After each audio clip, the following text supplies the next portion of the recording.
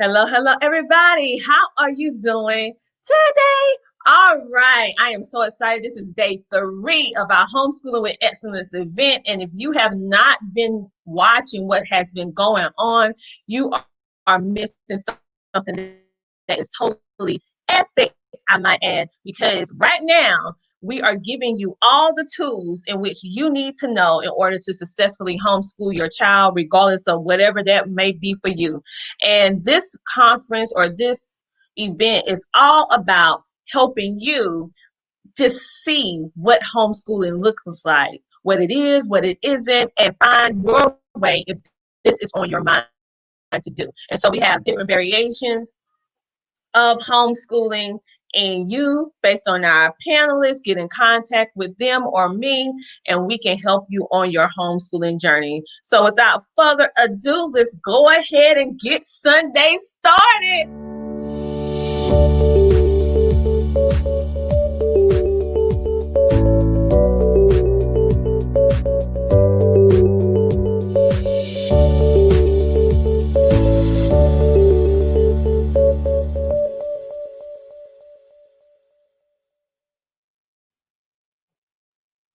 Y'all probably didn't even hear me. I was on mute. Lord have mercy.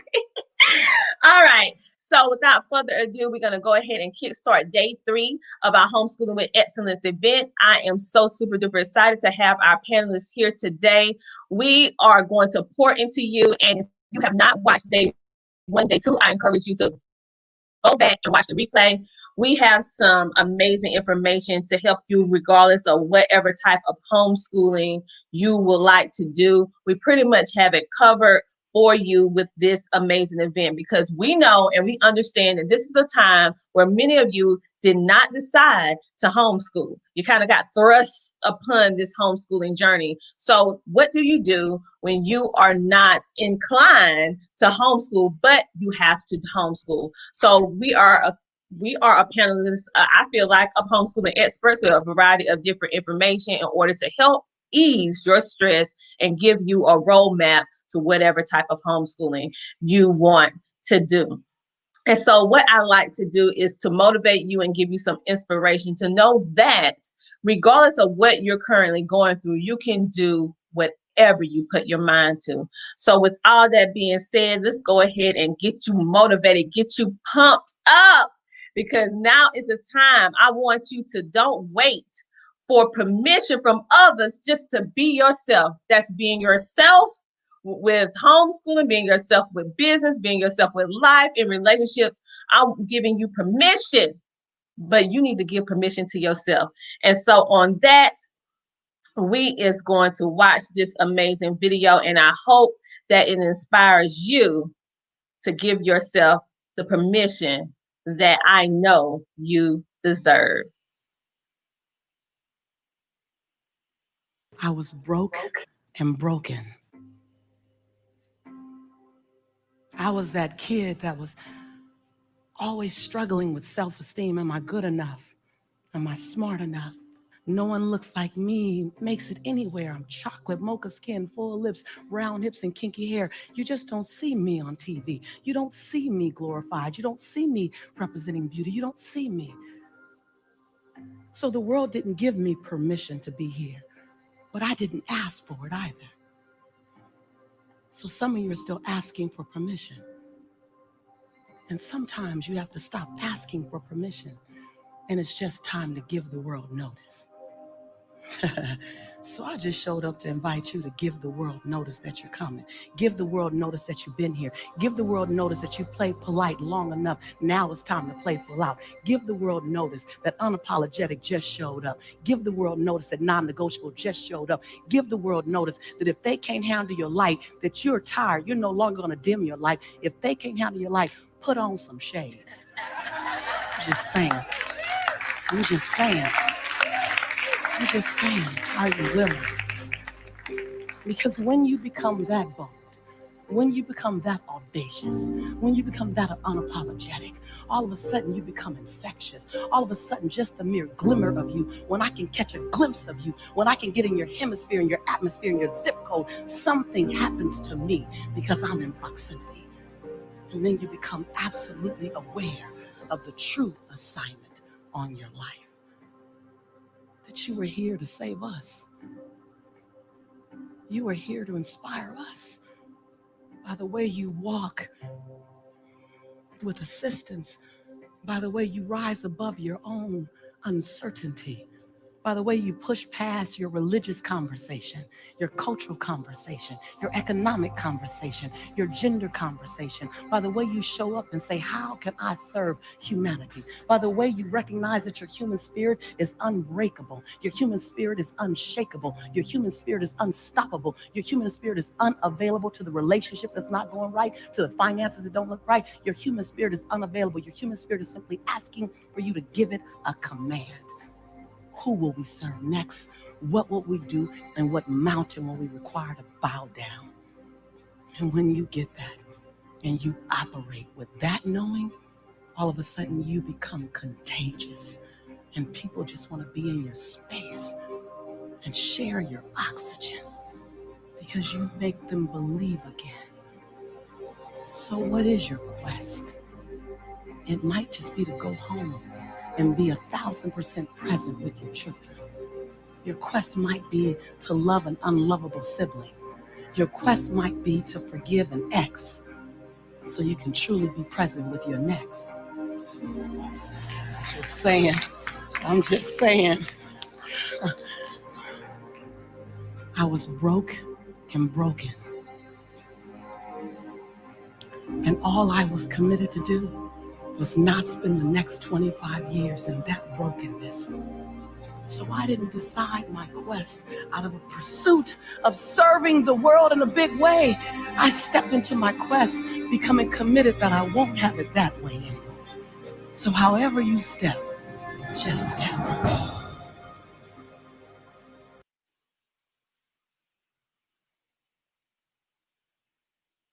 So, everyone, what is your quest? And so, the gist behind this Homeschooling with Excellence 3-day event is for you to find your path, to find your journey, whatever that may be, and glean some inspiration to know that you are on the right path, whether that's homeschooling, whether that's business, whether it's relationship, whether it's just life. And on that note, I am so excited to bring in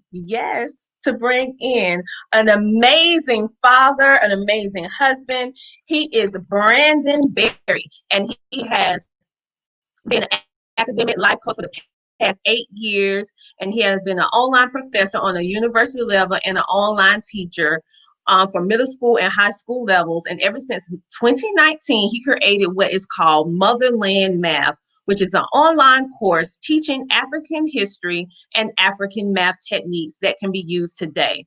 Overall, he loves to teach and he loves to learn. And he teaches this philosophy in everyone that they have the ability to learn and not they have the ability to learn and do everything the same way. He also believes that it's practical that we teach these things to our children, the interest, the prosperity, and debuffing the anxiety that's surrounded by math. I am honored to not only have him on because I want you to see representation of a strong man who is taking on the homeschooling journey, because you always see us, you see strong women, you see us. But what about the fathers? Well, today we're going to bring on Brandon. How are you doing? And welcome. I'm doing well. Can you hear me okay? Yes, I can hear you now. We have 2 comments coming in from Shawana. She said, hello, Queen. And she said, powerful. Yes. And we have some more. Oh, they're already coming in. Hello, everybody. All right. Thank you for tuning in. Brandon, I'm so ecstatic to have you here, and I've been watching what you have been doing. I think it's absolutely amazing, and I'm finally having a man come on and share what the homeschool experience is for you. And hopefully my goal, what I want, is to inspire other men to take it on, because my husband helped me as well. So I want everyone to know that men homeschool too, and they do it very, very well with it. And so without further ado, I'm going to let you take. All right. So thank you, Tina, for that lovely presentation. Thank you for the video also as well that we watched just before. That was great. That was amazing. So yeah, my wife and I actually homeschool our children, and in this homeschooling journey, first of all, as a teacher, as a tutor, as an educator, I've been teaching, for a while now. But the homeschooling journey is a little unique. It's different from, actually teaching someone else's child, right? As I'm like an outsider, and I'm coming in. I come in for about an hour and 30 minutes. Boom.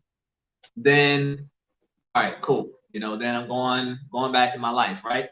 But when you're homeschooling your own child, you have that section of time when you're homeschooling, but after that, then you're disciplining, and you're nurturing, and you're doing all the other things that you don't really think about when you think of school. And one of the biggest key realizations that I've had, along with my wife in homeschooling, is that homeschooling, first of all, is not a linear thing. My wife tells me a lot. It's not linear, don't be thinking linearly, right? But it is not a linear thing. It actually, homeschooling and opportunities to teach, opportunities to learn as well from your child and the experience that's going on. That is it's a 24-hour thing. It's a 24-hour, 7-day-a-week thing, right? So what I wanted to talk to you about today is how to, that anxiety that comes with learning math, right? And I choose math because math is one of the subjects that looks a little foreign sometimes to our children. Sometimes a little to us as well, because we don't use it in the sense that we learn it so much. Like, we're not sitting down writing down math equations all the time, but that's how we learn it, right? So when we're learning math, it's just a difference in that sense. So it generally causes a lot of anxiety, right? But before I get into, how to be better at teaching your child math, how to be better at helping your child absorb what you're trying to tell them, I want to talk about what anxiety even is, and so this definition that I'm going to give, and this explanation that I'm going to give is not a book definition, right? It's a definition based on my observation with my own anxiety, and also my observation with the children that I teach, their anxiety, and even my own children's anxiety sometimes when they're learning and things like that. So anxiety, what I found is that anxiety, first of all, we say anxiety and nervousness, right? It's kind of synonymous. It's like you feel nervous, or anxious, or anything like that. All these words that we're describing, or that we're sharing, we're trying to describe a feeling that we're having within our bodies. Okay, so when you get anxious, or when you get nervous, or when you have anxiety, a lot of times your heart starts to beat, right? Heart starts to beat, your breath starts to shorten, your heart gets faster again, and you start to feel all this energy that you can't really pinpoint, right? We just call it anxiety, right? Now, what's happening is that the energy within your body is getting revved up for some reason, okay? And it's like an overload of energy going on, right? And it's not evenly dispersed. Why is that? What's the blockade there? So there's a couple of reasons why this happens. And why there's an energy overload. So one of the reasons, right? One of the reasons is that we, as parents, can be anxious. One of these reasons, we can have some type of expectation, some type of thought, right? And we have a thought of as to what should be happening at a certain moment. For example, if you're teaching your child, and your child is, you're like, okay, 5 plus 7, all right, is what? You're asking them. And in your head, you're like, we went over this. Okay, we just went over this. So you should know it. Okay, so that's the expectation that you're going into it with, right? But you know, say your child doesn't get that. Say your child doesn't receive that. Then you're like, what's going on here? Why are you not receiving it? And you can get you can start revving up. You can start getting angry. You can start feeling frustrated. And then what happens to that? Energy is transferred. Okay, energy gets transferred, so you can transfer that frustration, that energy, that expectation to your child. And now that child has extra energy in their bodies, in their beings, that they're like, I don't know. That's when they freeze. That's when they freeze. That's when they're like, you know, have you ever seen your child like freeze, like, because they like, I don't know what's about to happen if I get this answer wrong. I don't know what's about to happen. I'm stuck. And then also, I can't even think now. I can't even think, because not only am I trying to process what you just said and my own emotions, which I'm still really new at, I'm trying to process your emotions now. I'm trying to process what your expectations now, what you're thinking now. So then it gets to a point where we're all frustrated, and we're all anxious, and we're all not getting anywhere. Not getting anywhere. So I think you can see how that overload of energy can cause that anxiety. And again, a lot of that happens with math. It happens a lot with, it actually happens with a lot of subjects. It happens a lot with subjects. But a lot of people get really anxious when it comes to math. And also, if you look at, I know, have you all, you know, ever had test anxiety, where you all would know something, right? You all know it. Y'all like, oh, I studied, you know what I'm saying? I studied for this long, blah, blah, blah, blah, blah. I got this, right? I got this. But when you got to the test, you were like, I don't remember nothing. I don't remember nothing. I can't remember. The reason why you can't remember is that now you have an overload of energy in your head. You have the expectation of and you can even have that same energy that was way back when you were a child, right? You can have your parents' expectations on you. You can have your teachers' expectations on you. You can have your friends' expectations on you. And you have all this other energy, all this other emotion that you're trying to process at the same time that you're trying to grab the information that's in your brain and, you know, output it, right? So so when your child, if we go back, when your child has this anxiety, you know, or this nervous look, or this look where they freeze, right? And they're like, I don't know what you said. I know we went over it, but I don't know. I don't get it. When they have that moment, one of the things to do is to stop, observe your emotions, right? Observe their emotions, and then observe whether it's something you said that they may not understand. Is it something that you said that they may not get, that they may not comprehend? Because a lot of things that we say, first of all, to our children, we assume that because we get it and it's so fluent, we don't remember when we didn't get it. We don't remember when we didn't understand it. And so you have to really be mindful of what your child does understand or what they don't understand, and ask, do you understand this? If they say yes, oh yes, I understand it, because they don't want that backlash. Say, okay, then what does it mean? And if they can't give you an answer, like what does it mean? Don't give them that backlash. Don't give them that. Well then, nah, you're good. just be like, oh, okay. Well, let me tell you what it means. It means this. Blah blah blah blah blah. Now we can move on. Now there's a hole that's filled. Now there's something that you understand a little better. And then when you take that moment to breathe yourself. Okay, you get that. You get your energy right. You get your emotions right. Observe, right? Observe your own emotions, observe their emotions, okay? And then observe what you said and whether they can comprehend it or not, and ask questions. Ask questions, okay? So that's one thing that is very, very, very, very, very key, very key.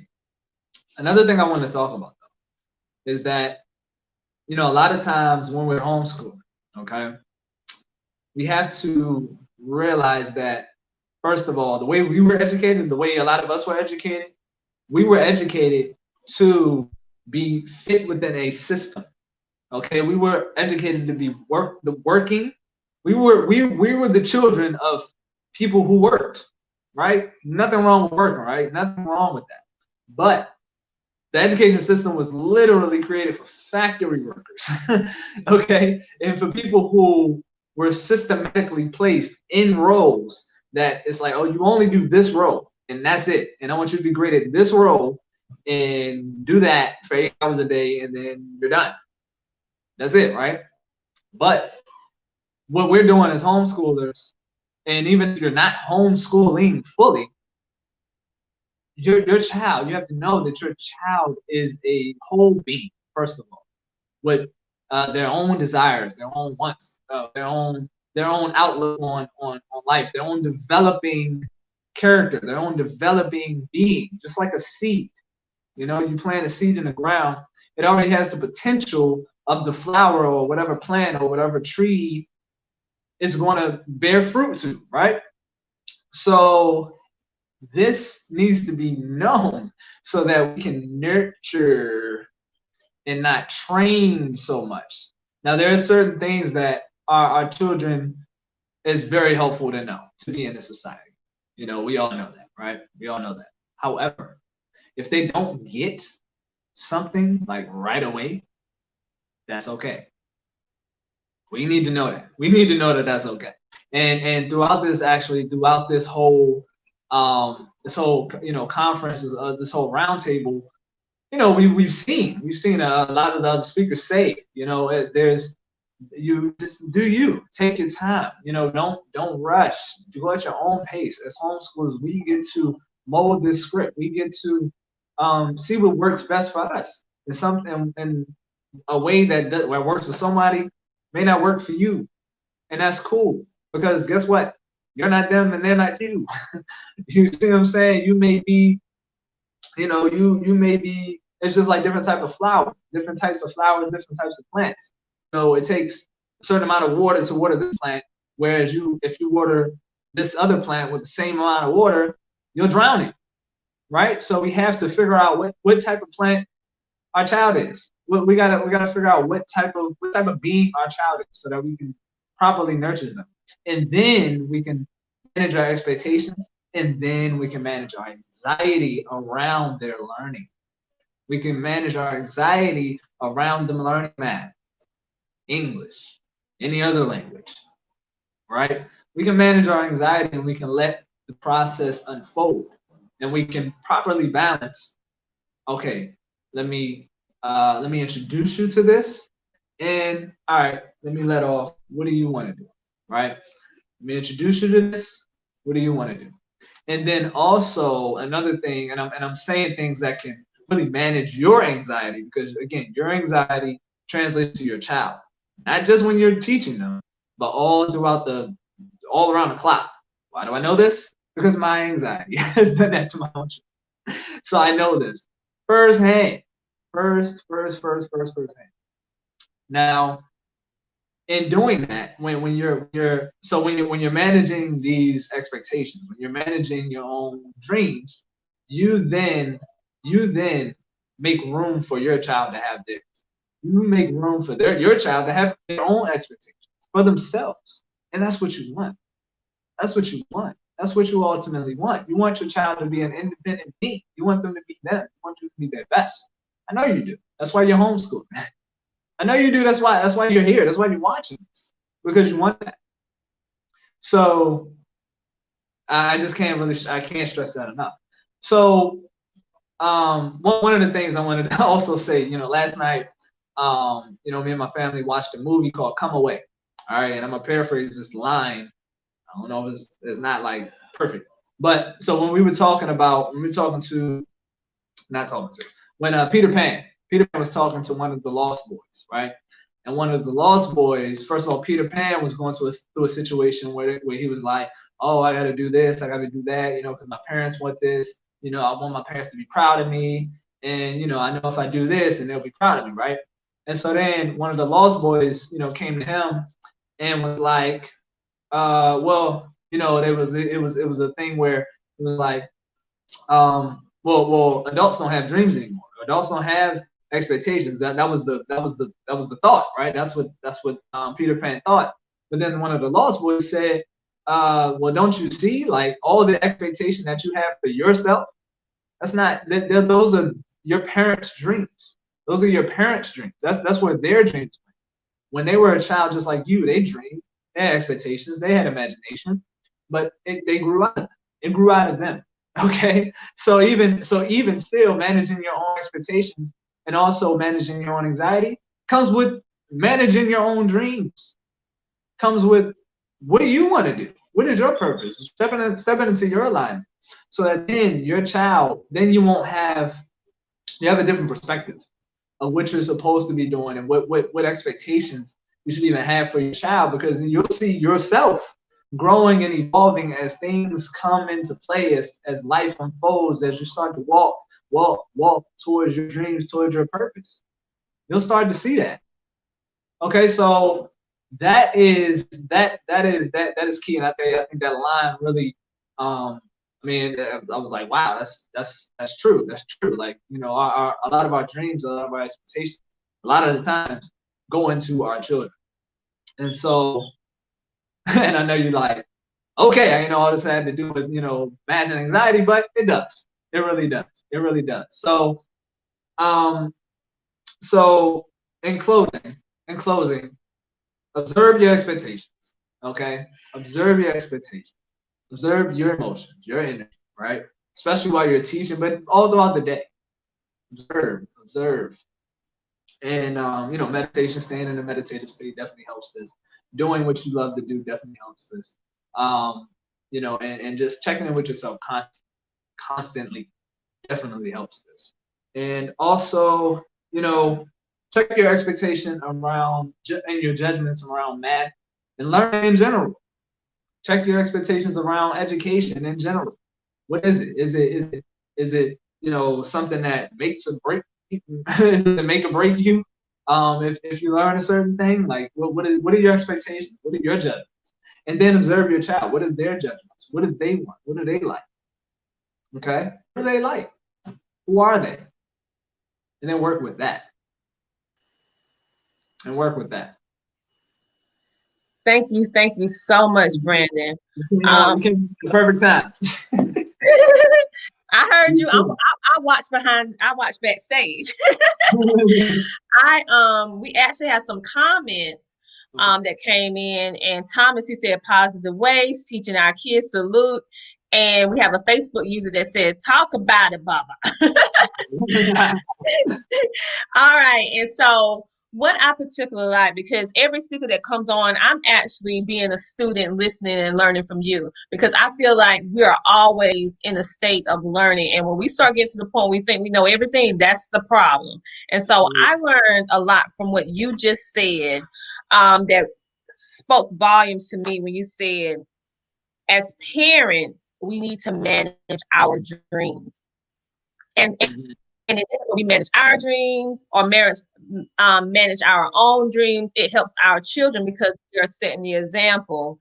And I like what you said, observe your expectations, because when you start this homeschooling journey, you have all these expectations, all these ideas of how it's supposed to go. This is going to be perfect. We're going to get this little desk with these little posters, and they're going to sit like this, and they're going to be like, yes, mom, yes. And it's not always necessarily that way. And we have to adjust, learn that, like all the other panelists said, everybody's experience is different. However, we're all going towards the same goal. We all want to reach our child to graduate or be able to do whatever they want to do, whether that's that's to go to college, trade school, start their own business, whatever the case may be. But we all do it a little bit differently. You said a lot of good things. You said about checking in with yourself.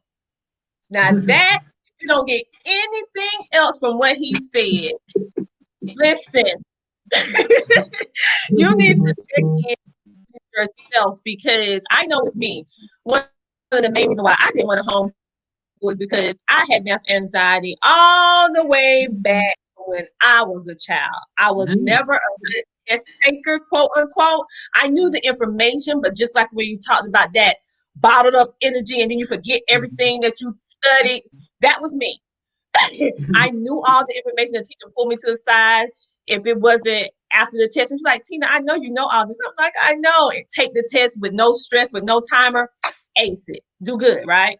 But put the timer on it in a room full of other children that's doing the same thing. You can watch them and see them turning the pages faster than you, and you know. So I transitioned that to my children in homeschool, and once I switched my mindset on it and dealt with myself first, I was able to transition where they're not like, oh man, I can't stand math. And so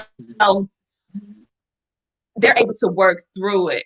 So one thing that I really want you to talk about is what you do in regards to math, because many, someone just popped and she said, they said, OMG, that was me as well. Yes. And that's why we have this totally transparent, that you know that you can do it. But this is the behind the scenes of what really happens with homeschooling that no one really don't want to really talk about, but it happens. And I don't want you to feel inadequate, to feel like you're the only one.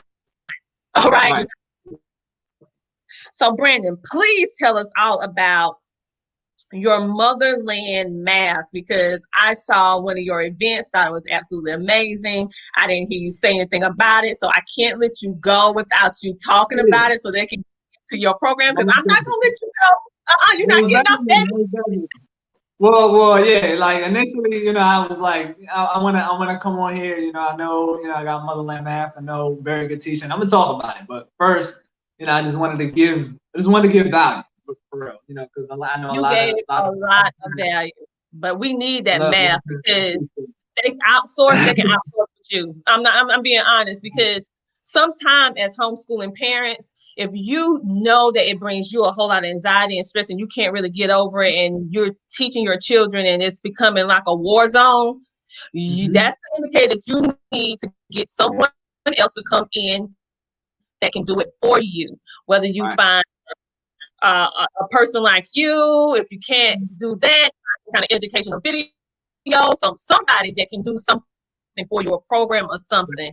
And so I saw what you was doing. I love how you mix our history and all of that. So I'm like, go ahead. I want to know. So, all right, so cool. So Motherland Math is under the company Very Good Teaching. All right, so I'm gonna tell you about. I'm gonna start off with Very Good Teaching, what we do, what we're about, and then go into Motherland Math as well. So Very Good Teaching is actually the soul child of my wife and I, and we wanted to bring an educational experience that was it was outside of that industrial educational training and all that other stuff, I'm saying, that a lot of us were growing up in. And it was more so aligned with, okay, what is your child's sole purpose? And all right, okay, here are some steps, here's some things that can help you achieve that, or get to and walk into that sole purpose. So we have a lot of classes, real math, we have real algebra, we have holistic health 1 and 2, or 101 and 202. We have social engineering, engineering society. We have entrepreneurship 101. So we have a lot of different classes, and all of those classes are available now for the winter session, which starts in January. I know a lot of our very good parents, they already like, yeah, I'm gonna sign up for winter. And so yeah, and I'll put that flyer out too. But yeah, so that's that, right? But then also we have Motherland Math as well. So, and Motherland Math has a lot to do with again, first of all, the whole reason why you know, I wanted to create Motherland Math is to first of all show melanated beings that like math did not start with Greece. Like it did not start with Greece. Pythagoras was and literally wrote about going to Kemetic priests and learning. Okay, like this information, this knowledge, this science, this math, this technology, all this other stuff. This was learned. This was learned from people that look just like you and me. So Motherland Math. That's why I infused the history in the math, so that we could, you know, learn first of all, okay, what they did, how they did it. And it's also interesting that a lot of the math that they use is a lot of the math that we use to power our computers and our smartphones and all of the technology that we use right now. You know, and so this is powerful information that, you know, if we knew, we would have been able to uplift and we would have been able to have racial self-esteem to the point where, you know, there wouldn't be so much, you know what I'm saying, the crabs in a barrel mentality and all this other stuff that, thankfully, you know, in the melanated community, a lot of that is kind of dissipating. But you know, but we have to, you know, catch our children early and be like, hey, here's a representation of you. This is you. This is not Pythagoras. This is not just you know, all the Greeks and even, you know, everybody else. You know, this isn't just them. This isn't like an Asian thing. This is also a youth thing as well. So Motherland Math has definitely impacted a lot of people. And actually, we've been working with mentoring programs. We've been working with after school programs. It's actually a after school program out in California. Shout out to the Village Method. They just purchased Motherland Math for all their children as well. So yeah, we make an impact, and we're doing our best to, again, just catch our children young so that they just see that representation. So melanated excellence is normal. It's excellent. Oh yeah. It's just excellent. You see what I'm saying? So yeah, that's it. That's it. I absolutely love how you merge, because as homeschoolers, I can't say for as homeschooler. I'm gonna say as a homeschooler myself. Let me put myself, because I can't talk about everybody. But I know with me, having two children that are homeschool, I wanted to look for ways that I can do multiple subjects at the exact same time to kind of ease up stress. And so what I love about what you're doing, you attach two things that usually children really don't care too much for. It's some children that love history, but very seldom. But with math, you merge geography, math, history, and math together. So they're going on a journey. And so as they're learning, they're really not thinking about, oh, I don't like math. No, let me figure this out, because if I figure this out, then I'm going to learn how this happened and how this correlate with our history. And then it goes on and on and on. And before you know it, they're begging you to do math. A child that don't even like math. It's like, can we do more math? No, that's what happens. It's, you know, and it's funny, in Motherland Math, really in all of our courses is kind of, I was like, I wasn't expecting it. But they were like, "Are we gonna have homework? Like, what's the homework? Can you tell me what the homework is?" I have children emailing me, "What's the homework? I need the homework." And I'm like, and then, you know, the week I'm like, "Oh, we don't have homework this week." They're like, "Oh, I don't have homework," and I'm like, "Wow, this is what child want homework?" You know? Like, sure, they want homework now. Yeah, we have a comment. Someone actually said something. They said would love to have a curriculum like that first year here, and we'll see. That's why we brought Brandon on. Tell them again where they can get in contact with you. Okay, so verygoodteaching.com. Verygoodteaching.com. We actually have a live version of Motherland Math, version 1 and 2. Okay, version 2, first of all, version 2. Ain't nobody seen that, so that's coming this January, and that's gonna be on another level. We also have the Motherland Math 1 and 2 that's self-paced. All right, so those two again, those two offerings are already there. And actually, no, I'm sorry. Motherland Math 2 is coming in January, but Motherland Math 1 is already there, and those two are going to be live. And so, you know, with that, and we're also doing we also have a math basics bootcamp right now that we're going through. So I mean, speaking of math, if you want your child to be at ease with math and cover those basics, you know, that's a really important thing. The Math Basics Bootcamp is available right now. And it's actually the perfect time to get in, because we've only had 2 weeks into it, and we took a break this week. So this is the perfect time to get in, so you can, you know, watch the recordings, do the practice online, and then jump in, boom, right when we get out of, you know, Thanksgiving and Friendsgiving and Gratitude Day, and Black Friday and all that other stuff. Yes, it's the perfect time to jump in there too. So verygoodteaching.com, verygoodteaching.com. That's where you can find all of that information. And yeah, I thank you all. Thank you all so much for tuning in. Thank you all for doing what you all are doing for your children. You know, because your children are our future, just like, you know, my children are our future. And so, you know, you doing your due diligence, you doing your part as a homeschool, as a mom, as a parent, as a dad. You know, you all are really y'all the real MVP. You know, we all out here shining. Well, Brandon, it's been a pleasure. You can hang around for a little while for our end of the day or roundtable mini event where if anyone have any questions they can ask you. But everyone who is watching, because I know we're watching on multiple areas, about 8 different areas where we're located right now, isolated, but we're also in like 20 other areas too.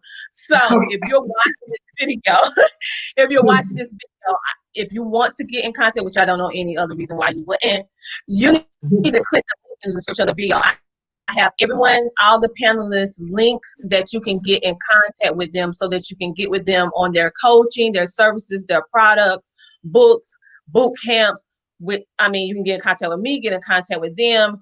I did this so that you will have the resources that you need, so you will not have to worry about, I don't know how to do this, and use it for an excuse not to do homeschooling if that's on your heart of hearts to do, because it's many of us that's out here that's qualified that can help you on this journey, and we do it very, very well because we have took the time to master what we are doing, and we have different things available for you. And Barry is one of them. I'm so happy that you came on, because you need to see the father, the husband represented. Yes, they want to see you too. I'm like, me in homeschool. My husband helped me. And I couldn't do it without him. Like, really, I could not do it without him. And now my parents, thank you, Felicia. That's his website. Thank you. And Felicia, that's the co-founder of Very Good Teaching as well. My partner, my wife, my best friend. So. Yep. And see, I love that. So thank you, Felicia Child. You helped me too. Thank you.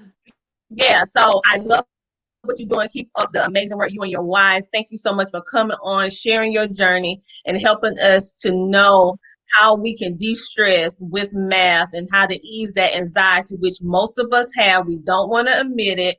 And how you also have services that can alleviate that stress. If we can't get over the hump and alleviate for ourselves, that's the indicator that you need to delegate and find another source. So someone said, oh, Barry, thanks so much, Felicia. Yes. See, his better half. She came in. She came through. Let me put it up again. Came through. She always come through in the class.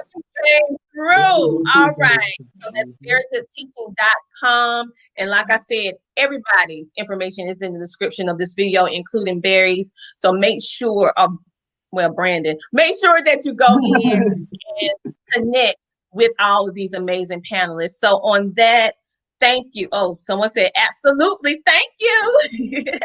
Thank you, Felicia. So Barry, thank you. Brandon, thank you so much for what you're doing. Keep it up. I'm so happy that we was able to connect, you and your wife, so that everyone would know the amazing things that you're doing with education and helping us with this anxiety we call math. So with that, hang around, and we will see you a little bit later with our roundtable. And if anyone have any questions or anything, we'll be able to answer them at that time. And you can get in contact with him right now. You can hit him up. Go ahead, do it. Go ahead, because you know you need his help. And I'll talk. All right, you guys. See? Now you see that not only melanated women homeschool, but melanated men homeschool as well. We all homeschool. And so now we're coming out to let you see what is going on, sharing with you our tips, our techniques, our struggles, our challenges, and also our many successes within the homeschooling realm. All of us do it a little bit differently, but yet we all have the same goal. The goal of raising our children in the best productive way in excellence and providing a safe haven for our children to learn in a loving, nurturing environment, and to have the reassurance that they can do anything that they put their mind to.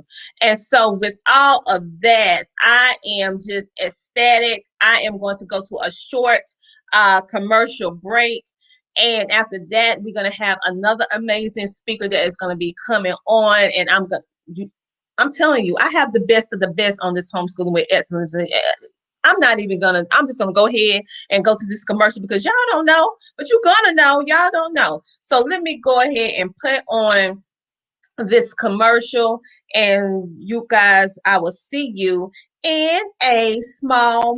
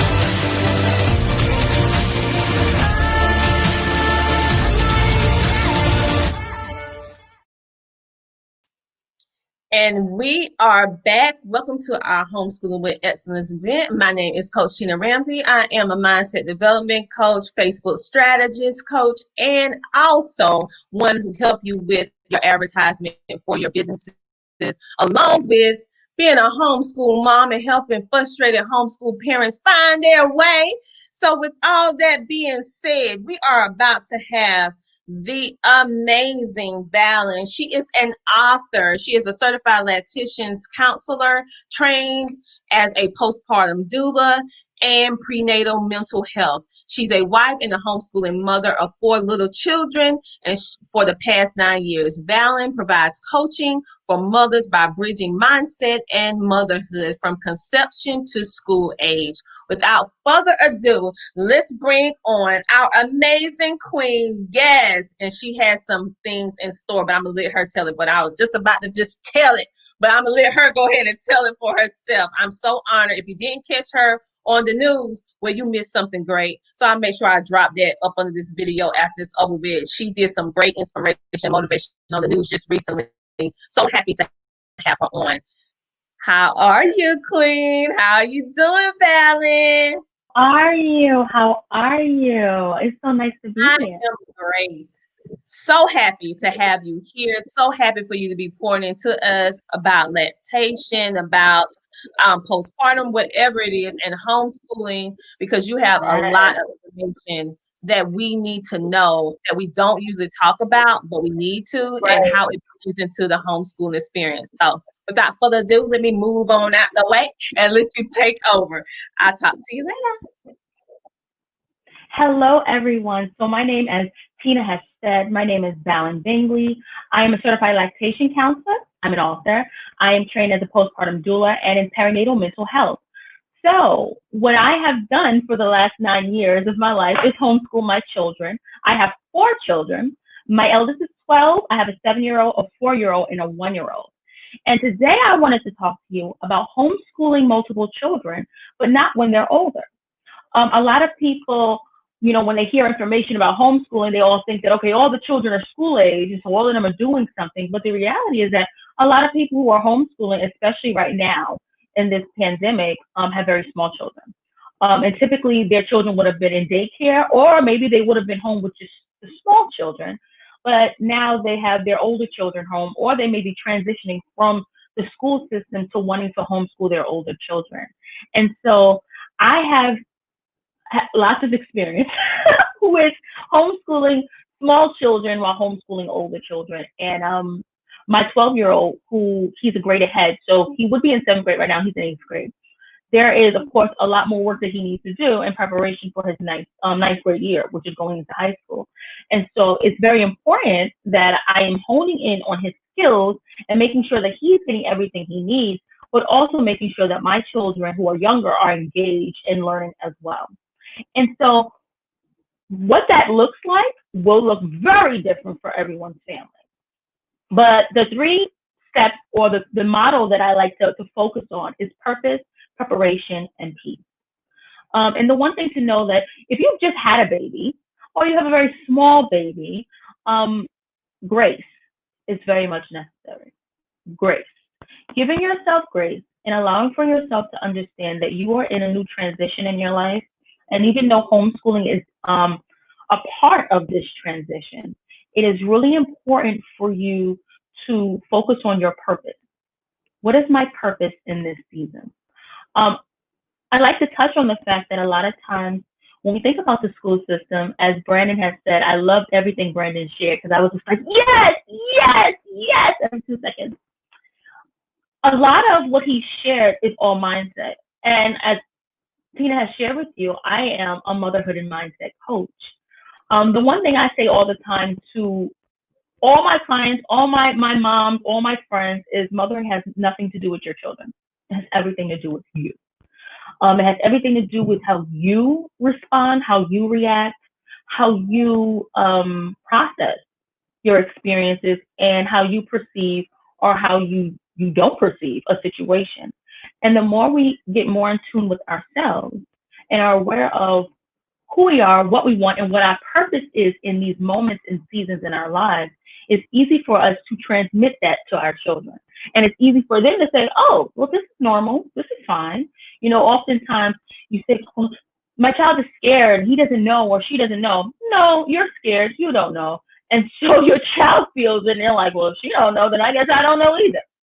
And so it's really important for us to as Brandon has said, to tap into ourselves. And as an author of my book, She Ebbs, She Flows, although it is a book for all women through every season and spectrum of the womanhood in life, it speaks tremendously to motherhood. Why? Because there's this notion that forgetting yourself means loving your children more. And that is absolutely untrue. And it's the worst idea ever, because the more you love yourself, the more you put yourself as a priority, and the more you focus on your purpose, in this season of your life, whether it's I just gave birth to a baby, or now I'm in a pandemic and instead of having one baby home or one child home, I have 4 or 3 or 2.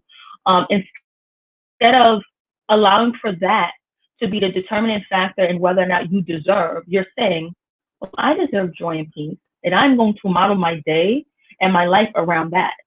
And I'm going to give everything I can to my children, but I'm going to also keep in mind that I need to be able to pour from that cup for myself as well. So no, we're not taking sips and small swigs. We need a nice full 8 ounces of water. We can't just be doing the couple of sips, because that's not sufficient enough to sustain you for your children. So I wanted to jump into some ways that you can absolutely homeschool while caring for a very small baby or caring for toddlers. And the first one I wanted to point to, and you'll see this if you follow me, you will see this on my VB Maternity Wellness. I am the owner of VB Maternity Wellness. That is where I do my lactation work and my doula work and things of that nature. There's a video I did about fine motor skills in lactation. I love this topic, because oftentimes we don't talk about what can you do with smaller children while you're nursing your babies, or what can you do with smaller children while you're caring for a brand new baby. And fine motor skills are excellent ways for you to be able to engage your small child while still being able to rest in your bed, because they can do it right next to you or on the floor in front of you. You can do this on the couch, wherever. And fine motor skills, if you're not aware, are things like writing. Fine motor skills, small. They're not gross motor skills like jumping and running and climbing, but they're simple skills like having to be able to weave, or having to be able to hammer. Now, hammering will probably be something that you would do later on when your smaller baby's a little older, so that they're not waking the baby up and things like that. But it's things like that, hammering, or weaving, sewing. Another idea is coloring and drawing, painting. Painting, and a lot of people are like, oh my God, I don't want my toddler to paint. Well, there are painting markers that you can purchase the painting markers, and you literally will be able to paint anywhere. If you put them on the floor, it'd be less mess, less mistakes, and they're also washable. So you'll be able to use them for washing if they were to get it on their clothes or on something else. Focusing on fine motor skills while you care for your other children allows for them to gain better, especially when they're small. They're getting better grips for their pencils and pens. They'll become better writers, and they'll be able to do a lot of gross motor skills, because the fine motor skills are actually very necessary for children to learn all the other things, but specifically for gross motor skills. So we can focus on those things while you're lactating and while you're feeding your babies. Also, stations. So I talk about stations a lot, and stations are not just for children, but they're also for moms. So if you are having a baby, it's very important that you create stations throughout your house. Clearly, you may not be able to stay in your bedroom if you have other small children in your home, right? But what you will be able to do is create stations, which means get a basket. A basket, it could be any type of basket. It could be a basket with some storage in it, whatever the case may be. And you want to have some of your essentials in it. So you want to make sure there's wipes, there's diapers, there's birth cloths. You want to make sure there are high protein snacks inside your basket. You want to make sure those high protein snacks are also water. So you can have water, coconut water. Maybe you like a sparkling water. You want to also make sure you have things like, when I say high protein, a lot of people are like, well, what does that even mean? You can have boiled eggs if you like, that you keep in there. You can have all sorts of nuts, almonds, peanuts, walnuts. You can also have yourself any type of tea bag that you like. So if anybody can bring you a hot cup of water, you could just put your tea bag in it. You also want to have any type of nutritional bars that you like or you enjoy. Focus on things that you actually like and you enjoy, but also make sure that you whatever you have for protein, you're making sure that you're following up with liquids, and that's usually clear liquids like water, tea, soups, and broths, things like that, so that you're able to continue to nourish and nurture your body without becoming depleted. A lot of people think that, oh, the reason why I'm not able to do this or that is because I can't. No, it's because your body is depleted. If you don't have the proper nutrients in your body, your body is going to fail you because it's trying to keep you awake and alive. And so it's really important that you continue to pour and nurture yourself while you're homeschooling your children. And that's a little bit for the smaller children. And for all of these things, if you know you're planning on homeschooling, the best thing to do is to handle creating fine motor skill activities and handle creating your baskets prior to giving birth to the baby. So the best way to do that is Ziploc bag. You can create little activities, put them in Ziploc bags, put that in a basket. For your baskets around your house, you can make sure you purchase 2 baskets, knowing that I'm going to keep one next to the couch, and then I'll keep one next to my bed, or wherever you know for certain you'll be moving around throughout your house, or where you would be able to be stationary after you move from one area to the other. Now, for older children, if you're working with older children, the one approach that I like to use with my children is a top-down approach. That's what I call it. And what that looks like is I focus on my oldest child's curriculum, whatever he is learning, and that's in all subjects. And I break it down into smaller pieces for my other children. So let's say my oldest son is doing algebra or geometry. Then I would create an activity, geometry, right? Let's say it's geometry. I would create an activity for my 7-year-old that allows him to connect the dots and create, let's say, a hexagon or an octagon or something of the sort. Again, it's geometry. Creating shapes and things of that nature. My daughter, she would probably be playing with a game that allows for her to use different intricate shapes. Or there's like a puzzle where it's octagons, triangles, trapezoids, and things like that she would be actively working with. And then for my small little girl, I would have her do a Ziploc painting. And a Ziploc painting is pretty much putting a piece of paper inside of a Ziploc bag, dropping some paint inside of it, zipping it up and taping it, and then letting her just move around. She'd be able to take a pencil or a Q-tip and just swirl all around and create shapes. And on the paper, I would create an actual geometric shape. This way, she'd be able to be a part of the learning. It becomes a lot easier when you just focus on what your oldest child needs and what they're learning and what's required for them, and then break it down into smaller pieces. It's called differentiating in the school environment. They call it differentiating learning. They're pretty much learning the same thing, just on a smaller level for each child. And another way that is amazing in postpartum for teaching children of multiple age ranges is, one, you can create it or you can just buy it, and it's called unit studies. I love unit studies, and I'll say this, I don't know if, depending upon the type of homeschool you are, I'm a very eclectic learner. I teach my children from a wide variety of models for learning, and depending upon the season I'm in.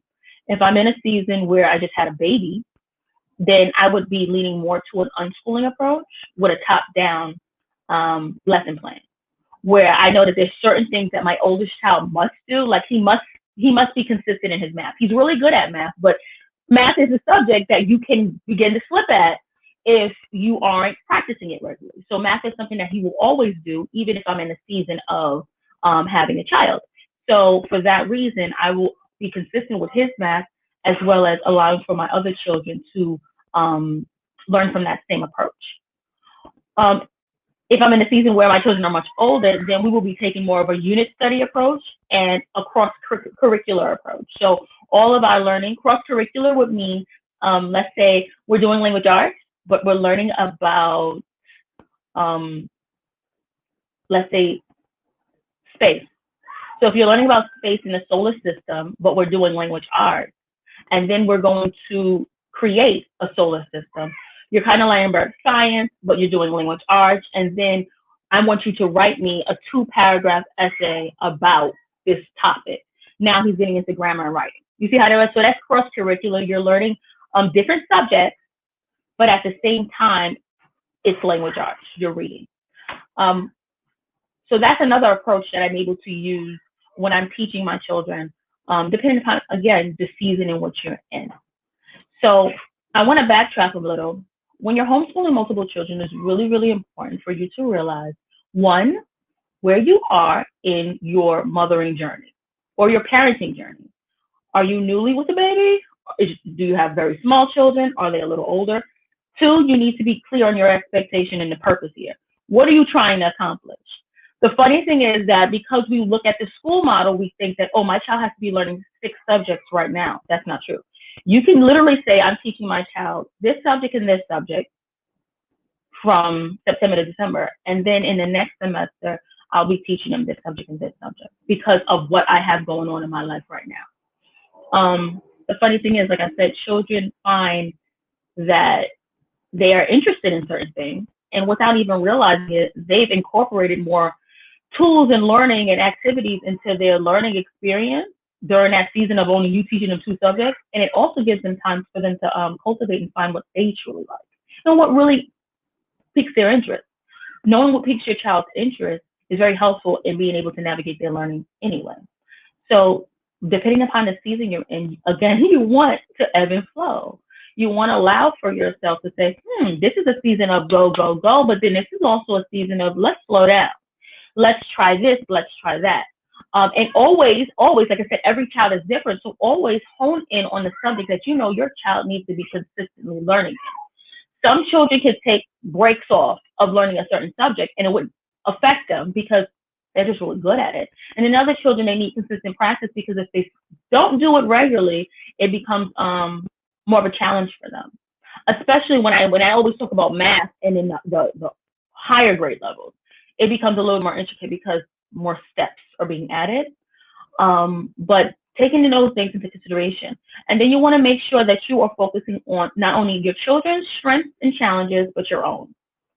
So your strengths and challenges, if you are not good at reading yourself, that probably should not be what you are trying to teach your child. Not because you can't, it's because it's going to bring you tremendous frustration. And if you're going to be frustrated and upset and overwhelmed, it's going to be very difficult for them to grasp the information and feel confident in it because, again, you lack the confidence in it. So this is where we come into delegation. Being sure that if you are in a season, again, if you just had a baby, if you just had a surgery, if you just had something has happened in the family and you've just been helping other family members with something, anything that has been going on in your life and you understand this is a season of slow, then it's really good to delegate. And so delegate looks like, who can teach my child language arts for this semester? Who can teach my child geography? And when you know that, then you tap into the resources that are out there. This panel has been amazing because you have gotten so many different people who are able to assist you in so many different areas. But even if you haven't found someone that maybe works for you on this panel, there are so many resources like OutSchool, even Udemy, YouTube, all these different platforms that you can look into and say, what places and people can assist me with this subject so that the bulk of it isn't on me and I can focus on the other areas that I'm a little bit more equipped in and I'm a little bit more confident in so that I can transmit that confidence to my child. It's very important that, this is the thing, it's not important for you to know everything. That's not required in homeschooling. It's very important that when you present information to your children, that you're forthcoming that I know this, I know that, but also that you're very confident in them saying, we're working through this together.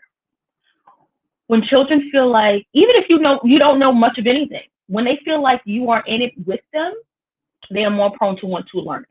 Even if it's a subject or a topic you're learning that same day that they're learning it, you let them know, mommy is learning with you. So let's sit down, let's get on, let's start reading, let's start watching this video, let's start watching, doing this whatever, let's do this together, and we're gonna be working towards a goal together. And so all of that encompasses your purpose. Like, what is your purpose? What is the goal? What is the vision for your homeschooling experience? How do you see your homeschooling looking like? And what season are you in your life? A lot of people don't talk about that. We're going to homeschool, yes, but where are you in your life? Are you in graduate school and working 2 jobs? And do you have a partner that's available to help? Or are you in a season of you just had a child, or maybe you have 2 children, maybe you have a set of twins. I have clients who have sets of twins. That's a big, big difference in having a 9, a 12, and a 14-year-old child, who have all have been to school before, so they know what schooling looks like for somewhat. And then there's also a big transition when you have to unschool a child from how they've learned inside the school system to get an understanding that although we are learning inside our home, it doesn't look exactly the same as the school building, and it shouldn't, because you're in your home. The next thing I wanted to talk about a little was not only tapping into your strengths and challenges and figuring out, am I really good at this? But looking at your children. Sometimes we like to believe our child is strong in a certain area, and they're saying, no, mommy, I'm not quite sure. And you're like, no, you know this. You know. No. Trust your child and trust yourself. Trust that you know what's best for you and how you function, but also trust that they know themselves. If they're saying something's a struggle for them, then you need to listen, take heed to that, and fine-tune your approach when it comes to learning that. What I like to say is that when we focus on our children's strengths and insert that into their learning, then it allows for us to cultivate their challenges. So whatever you're trying to teach them, teach it from a place of their strength. If they're a really, really good reader, then let's do reading, and we can insert your math learning into your reading. It may sound like, why would they want to do reading problems or word problems for math? You'd be surprised that because a child is really good at reading, and because they pick up very well, like reading comprehension, it seems to be easier for them to be able to pull numbers out and equate that to experiences like, oh, there were 5 dominoes and there were 7 checkers. That makes more sense to them than saying 5 times 7 plus 6. It's surprising, yeah, but sometimes that's how children process things. And so if they're really strong in language arts or reading, then give them word problems in math and allow them to pull the information out because they feel like they're doing something. Okay, I'm pulling the information up and now I can make sense of it. And surprisingly, you'll see that the more you cultivate the more you focus on their strengths and allow for their learning to be led by their strengths, you'll see that the challenges that they have become strengths too. They start to not be scared anymore in those other subjects. They start to want to participate in those other subjects, and they start to want to help others in those areas. And that brings me to the last thing I want to speak about is that when you have older children and younger children, it's a really great thing to pair them. Some people are like, I'm not pairing my kids. They may fight and argue. Some children do, but I have, like I said, my age range is 1, 4, 7, and 12. My 7-year-old does really well with my 1-year-old. My 4-year-old does really well with my 12-year-old. My 12-year-old actually does well with all of them, but of course, for the sake of my 7 and 4-year-old, not arguing all the time, yeah, I'll do a 7 and 1 and a 4 and 12. What I mean by that is when I'm doing, like I said, fine motor skills like puzzles, I have a lot of puzzles. Puzzles are a really major part in my life because my children, as you can see, are 3 years apart. The first 2 are 5, but they're very close in age and somewhat. So it's really important for them to be able to do things that doesn't require me to have to do much, and that they can learn to work together as teams. Pairing them in teams allows for them not only to learn teamwork, but for them to learn how to critically think, how to troubleshoot, and how to develop plans and goals together, as opposed to saying, well, I can do it by myself. So if I have like my 1-year-old and my 7-year-old, I have them do a puzzle together, which is usually wooden puzzles, the wooden puzzles, but he's showing her the puzzles and the pieces, and he's explaining to her, this is a cow, this is a dog. She's looking at him like, oh, he's the teacher of all teachers, right? And it gives him confidence in himself because he is now the leader. Allowing children to be the leader in certain areas and topics and subjects in their learning and teach other children really brings in and benefits their confidence level in their own work. My 12-year-old, when he works with my 4-year-old, she was doing 36 pieces and 42 pieces, and now she's moved on to a little bit of higher pieces. But working together, it's teaching my oldest son patience. A lot of people don't talk about how homeschooling doesn't really just encompass all these subjects. You know, the subjects that we talk about is really great: the math, the reading, the social studies, the science, the grammar, and all of that. But we're also talking about life skills, teaching our children patience, teaching them collaboration, teaching them grace, allowing for them to be critical thinkers, allowing for them to make mistakes and to say it's okay, it's all right that you made a mistake, let's try again. All those things are really important to homeschooling. And when you have multiple children, allowing them to learn how to work together and to encourage each other and to give positive affirmation to each other, not just that comes from you, but from their own siblings, makes a difference in how your children view the world, how they interact with people in the world, but also how they interact with their own family. And a lot of people talk about how children argue. My children, my 7 and 4-year-old argue all the time. But the one thing that's consistent with them is that they're able to show compassion. If they've blown up on each other, they'll say, I'm sorry, I shouldn't have said it that way, or I shouldn't have said that to you, I'm sorry. You know, and the one thing I always tell them that it's not good enough to say sorry, you need to ask for forgiveness. And so they'll always say, will you forgive me? Because I said, the person has a right not to forgive you, but it's good for you to ask for forgiveness because it's opening a conversation for them to say, well, I do want to forgive you, but I want to know why you did this yesterday and today. You know what I mean? It allows for them to learn how to communicate.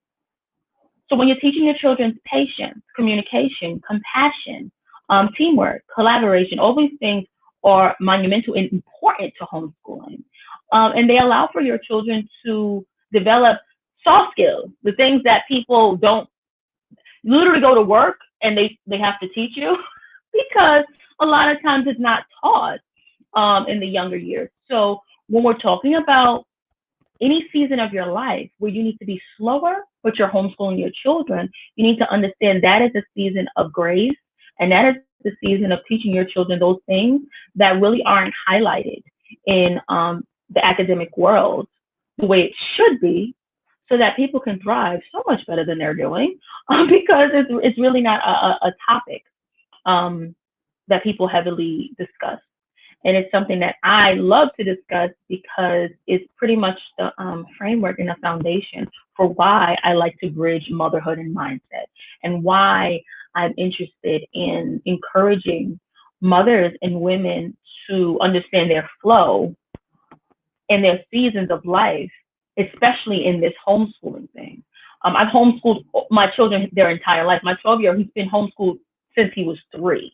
He's never been to public school. So my entire parenting journey thus far has been homeschooling, having children, nursing them, finding ways for me to incorporate the things that they love, because there's multiples of them and they all have different desires and likes and challenges, and really focusing on their personalities.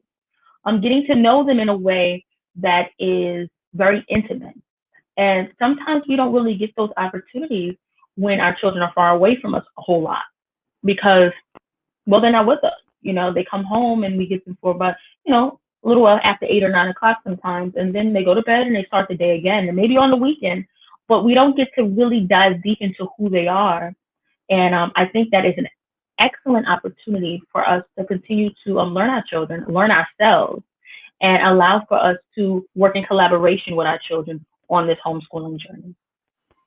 All right. Thank you so much, Vallin. You did amazing. What I like, what you brought to the table, is the fact that you are homeschooling multiple ages. And that is how I started. I absolutely love unit studies. I'm so glad you brought that up, because I love a unit study. You hear me? Yeah.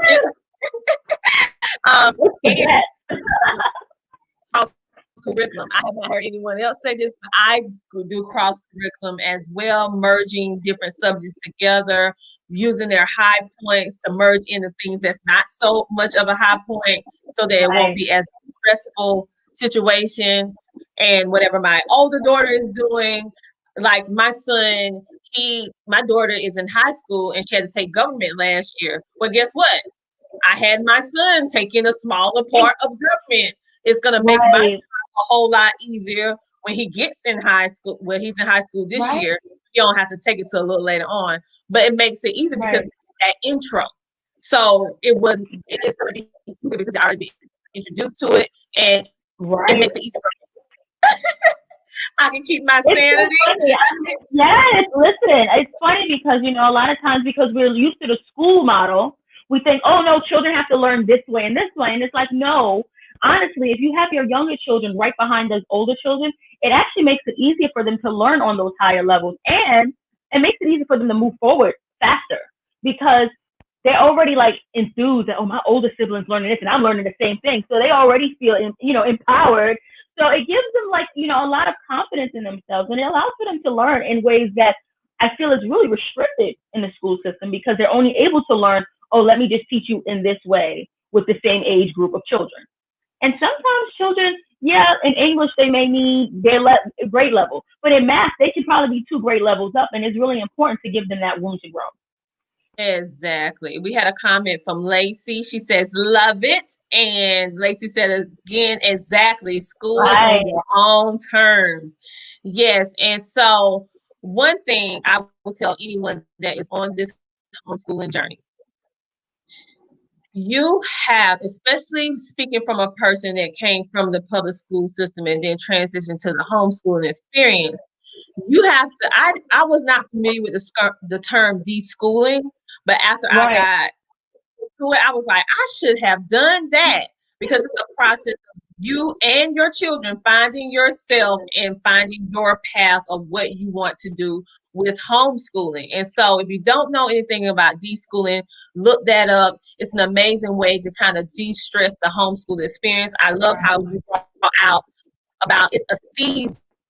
Sometimes this might be your season to be slow. This is your season to go fast. And based upon what's going on in your life, would dictate what season that is for you. And we don't talk about that because some years you rap on it. Like last year was a year where homeschooling. Most of my homeschooling consultants, when I coached them, they was like, I don't know what it is about this school year, but it's like I cannot get my groove. I cannot get my momentum. It's like as soon as I think I got it, it falls. I'm like, listen, it's just that season for you. Embrace it, adjust, adapt, and be flexible, and don't be too hard on yourself. Your kids are gonna learn regardless. They're gonna learn, but you need to adapt to the current situation. And so, let's see. Felicia said, yes, absolutely. You pace and balance based on your season you're in, especially on this time. Message. Thank you. Yes, I love that. Let's see. It's something else you said about the fine motor skills. Oh my goodness. That is an art that is dwindling. The fine motor skills, the soft skills. We have adult soft skills. So to teach children this, and for us, because I teach my children those soft skills as well. So I'm glad you brought those points out.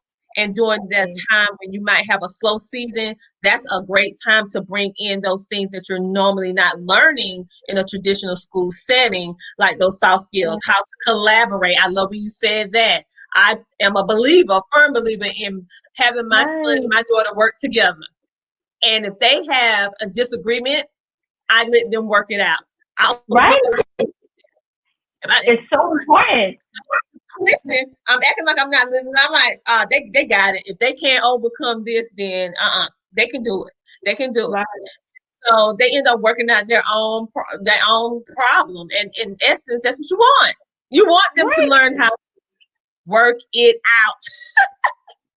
It's so true. You know, it's almost like people don't think that it's necessary to have disagreements. It's like, no, that's what life's about. You will have disagreements with people you love and care about. It's the fact that how do you go about creating solutions for these disagreements? And a lot of people, you see it. There's a whole cancel culture. Forget it. I ain't gonna talk to you no more. But it's like, well, we need to start teaching our children that early because we lack communication skills is why most adults behave in this way. But it's important to teach children this. And I feel like homeschooling really allows for you to be involved in that way, because when they're not around you, you really don't have the say so to say, how are you communicating? I love another point you said. We are so much alike in our teaching style because I'm an eclectic homeschooler too. I can do Yeah. traditional, I can do unschool, I'll do unit studies. Because your child changes just like the weather. What worked last year may not work this year. And but you absolutely love to teach and how you like to teach it may not be conducive for the following year. Let it go. You have to let it go and move on. I love how you talk about stations. I love stations, math stations with math games. I used to have a session in my house, math, art, science, history, but not traditional. I had regular books, but I also had games, DVDs, puzzles, Game everything. is so fun.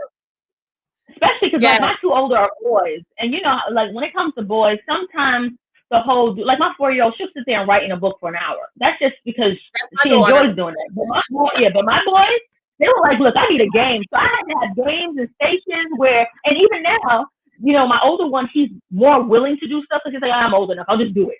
But he's like, look, if I can get a game, I'll do the game. I'll do the game, and I'll do this and that because, well, we're looking at the child and saying, well, what are your strengths? What do you actually enjoy? And that's the thing, we want to make learning enjoyable. The whole purpose is not for them to be miserable while they're learning. It's for them to say, well, what do you like? What ways can I facilitate your learning so that you're actually taking it in, absorbing it, not allowing it to ricochet off of you and go into space. And I'm sitting here looking at you like, well, we talked about this last week. It's like, yeah, I don't remember. And I don't remember because I don't care. I don't care because I don't enjoy this, and you know, and Exactly. you know, and I think that's the difficulty sometimes in homeschooling because you kind of have to take off the mommy hat sometimes. The parent, well, you're gonna do what I said, and you have to put on the teacher hat. Was like, is it that you're not doing what I said, or is that you just don't really know how to implement what I said to do? And I think it also helps you become a better parent. Because sometimes even when you're in a parent mode, you're like, I asked you to do that, did you? You just didn't hear me. Okay, come back. Let me repeat that to you. But, you know, it teaches you to have more patience. And you know, and it gives you a lot more respect for people. Like my original background is in education and in the school system, and so so you know, it taught me, you know, or very early. And then I was raised for 26 years of my life. I was raised in daycare. My mother had children my entire life. I was raised always around education. So it gave me an understanding of, oh, there's a level of patience you have to have with children. And sometimes it's so much easier to have patience with other people's children than your own. Because again, those expectations you have for your children, you're like, look, you came for me. You came for me.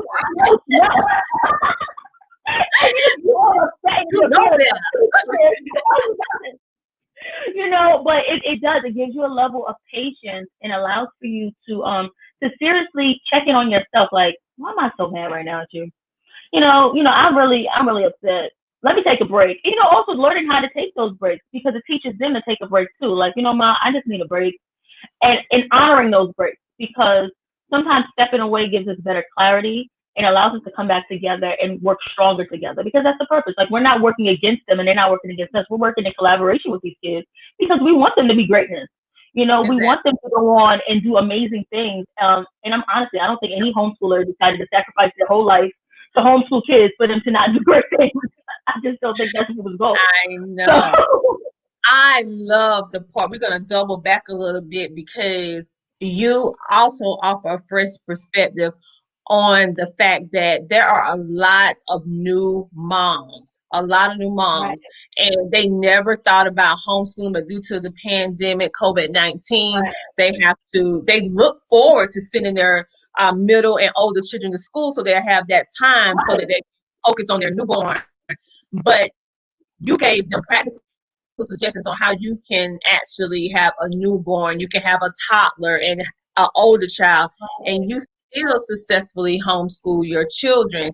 But the point that you said that resonate with me the most, because I had to learn how to do this and I'm still working on to this day, we have to nourish our bodies and take the time to replenish ourselves, whether it's mentally, physically, emotionally, because it takes a to homeschool. So let's elaborate on that. Help our new mom. Yes. So, that's the one thing I do. So the Postpartum Thrive and Flow is actually a curriculum, a course that I'm creating. It's going to be dropping December 1st. And in that course, I think that's the one thing that's different from other postpartum courses that people may see, is that I talk about all things early childhood education. And I talk about that because of being a homeschooler, and also knowing that those skills and having them in your postpartum period, even if you're not a homeschooler, really will help if a mother has a toddler or a 4 or 5 or even 6 or 7-year-old. And it also will allow for her to be able to teach an older child. Let's say you got a 10 or 12-year-old. If you're able to know these skills, you're able to teach it to your 10 or 12-year-old who can take the child to the side and say, oh, I'll help, because they don't mind helping. But they don't know how to help if you don't guide them and train them on how to help with the smaller children. And so sometimes it becomes more chaotic than it needs to be. But for many of our postpartum mothers, it's so important for us to not only, and like I said, when I talk about postpartum, people always like, well, that's like after the baby. Yeah, but this all starts before you have your child. You need to be preparing before this child comes, because we already know, like if you already know you got 2 older kids and you're pregnant right now, you know that you're going to be homeschooling these kids because of the pandemic. You need to prepare your little fine motor skills Ziploc bags. Like I said, it's a Ziploc bag. It's an activity. You can easily go on Pinterest, say fine motor skills, and you can print off the little activity and whatever needs that need to be in that Ziploc bag. The one thing I love to do, like I have puzzles. I used to go to when we go to the library, you have like knapsacks. And in the knapsack, they'll have like a book and the folders. And so I had the heavy duty big jumbo Ziploc, and I have a puzzle in there. I have 2 different books that go with that puzzle. So the puzzle's about getting dressed. So I have 2 books about how a little boy or little girl have learned how to dress themselves. I'll also have like a little construction paper, whatever, so they can cut out a dress or a shirt, or cut out little paper outfits, so they can put it on a paper doll or things like that. Activities that you can set up ahead of time, and literally having a bed basket next to your bed, and like, look, get on this bed here, do this. Okay, because the truth is, well, I want to do something. I'm bored.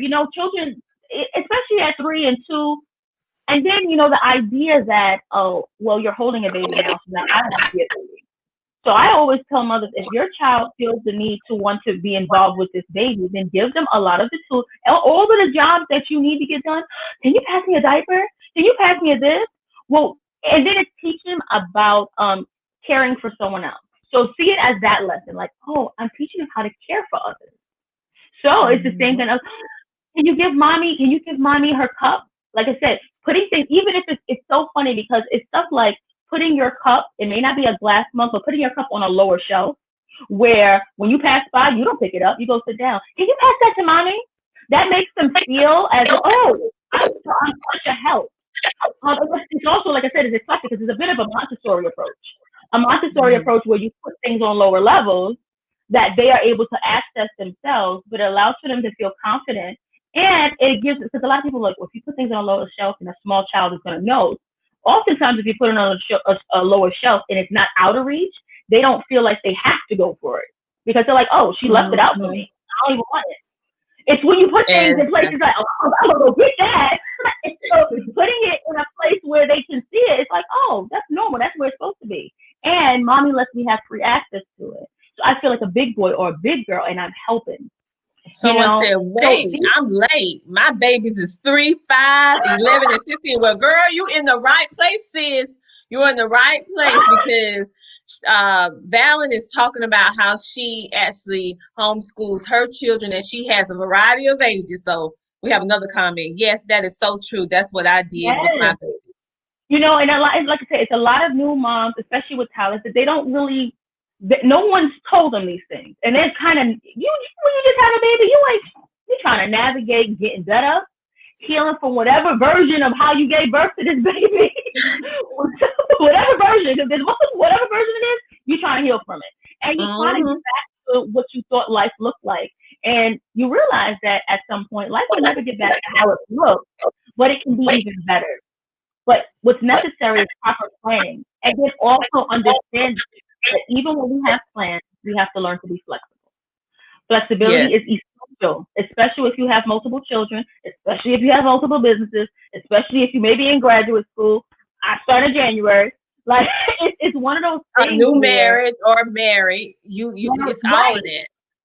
you have to Mhm. learn to pace yourself. And I say it constantly is give yourself grace. And grace looks like, and I like to preface it because a lot of people say, okay, I'll give myself grace, but they don't know what it looks like. It looks like when you make a mistake, you're like, I made a mistake. Okay, I'm gonna try again tomorrow. When you Mhm. blow up and you get mad at your kid, you say, you know what? Mommy apologizes for talking to you like that. I didn't know.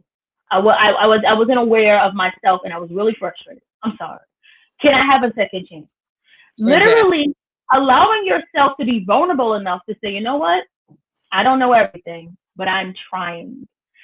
And being okay with it, letting it go. Like, yes, it happened yesterday, but I let it go. Why? Because when we start to hold all those things, it does interfere with how we interact with our family, how we interact with ourselves, and how we teach our children. You can't teach your children from a place of purity and peace when you're in chaos and you're frustrated and you're upset at yourself for the last 3 days of what you didn't do right. On what you did do right. At the end of the day, I tell myself all the time 3 things I did right, or 3 things I feel like I really showed up in. I'm like, well, I did this, and I did this. So you know what? I'm good. And I tell my children to tell me to say, I'm like, what are 3 things you feel real proud of today? You know, and even if they made mistakes, even if they got in trouble a few times, it's really important for them to know that at the end of the day, I'm not holding any of that against you because tomorrow's a new one. We're going to try again. And I just want to remember before you go to bed, I want to talk about the 3 things you did great. Because look, I'm going to talk about 3 things I did great. so that, and you know, and that's really important. And I want my mamas, especially the ones with small children, to look at it that way. Like, yes, it's diapering and feeding and caring and being up for all types of hours at night. You know, and then having to take care of other kids, possibly having to cook and clean. And that's the last thing I want to put out. Delegate. You have to learn to delegate. If you have somebody who's like, look, girl, I'm going to cook you some meals. Oh, no, I'm good. No, you're not. You're not good. You're not good. You need that meal. Say, yes, ma'am. Yes, bring it over. You know, we're in COVID season. Put it on the patio. Yes, I need that. Why? Because you don't have to be everything. And when you start to realize that the more you allow for people to show up for you, you realize how you can rest in your peace and you can be more productive and more powerful in your approach to life because you're not taking on all the things that deplete you, especially after you have a baby. You don't want that. And so I'm encouraging mamas like that. This is the work that I do. Postpartum work, lactation is my joy because I realize it's an area where so much is forgotten or overlooked. It's almost like you had the baby and once you have it, you're like, oh, you good. People only focus on you when you're pregnant and your belly's round. And yes, that's how it is. Yeah, and it's not fun because then you feel all alone. And I need people to understand that you don't have to feel alone. Allow people to pour into you. Allow for you to get that. Because the same way you're giving it, you need it to come back to you. And it comes back to you because you're worthy of it. Knowing that you're worthy of it and that you deserve it is very important. Well, Vallin, thank you so much. You are a breath of fresh air in regards to the young, because we talk about our elementary age and above, but what about our little toddlers? What about our newborns? Because the matter of the issue is that there are more and more families that have small newborns and toddlers, and they're saying to themselves, they want to homeschool. However, they're like, I can't do that. And I have a toddler or a newborn baby, a baby here, one at my leg, and I just can't. And so the fact of the matter is that it's a lot of us that are doing it, but you have to adjust your mindset when it comes to it. It's not going to look the same way. It's not going to look the same way. Like she said, she did some stuff with her toddler on the bed and made sure she had the little baggies made sure that she had a little backpack when they could go to the when we could go to the library like that, had a little things packed. She prepare and focus on your purpose. She said that. I love that. It was so many great things. I'm learning so much from all of you. And I've been homeschooling since forever, but I'm learning some new things as well. So I appreciate all of you. Felicia said 3 things we did great today. Yes, that's awesome. Gonna have to incorporate that. Because in essence, every day we do something great, we do something amazing, but we only focus on the negative, what I didn't check off. Right. And I feel like the more we cultivate that, like when your mindset is only focused on how good and how great you are, and even your children, you start to see the bad behavior stop, the poor responses stop, because it's like mommy only sees me for who I am, the good in me. She doesn't focus on the bad in me, and also wanting my children to see the good in me, because I make mistakes, and it's multiples of them. They don't have to worry about it being multiple. It's like I'm gonna make mistakes, but I need you to give me grace. But in order for you to be able to show me that, I have to be a mirror, and I have to show that. So tell everyone how they can get in contact with you. Also tell them how they can get your new book that is out, that's right behind you, beautifully displayed. Let them know how they can connect with you, because you mentioned your classes and everything. Just tell them everything that you have going on right now. Yes, so you can get in contact with me at VallinDBingley.com. On there, you'll be able to purchase my book, She Ebbs, She Flows. This book is an adventure. It's all about the adventure of womanhood. The ebbs and flows of our lives, the different seasons that we go into. And the one thing I love about it is that it's for every woman, but any woman in her season can realize how she can show up more authentically for herself and powerfully, so that she can show up in her relationship, whether it's her partner, her spouse, her children, that she can able to be who she truly is. When it comes to lactation, you can find me on my website. You can book lactation consultations.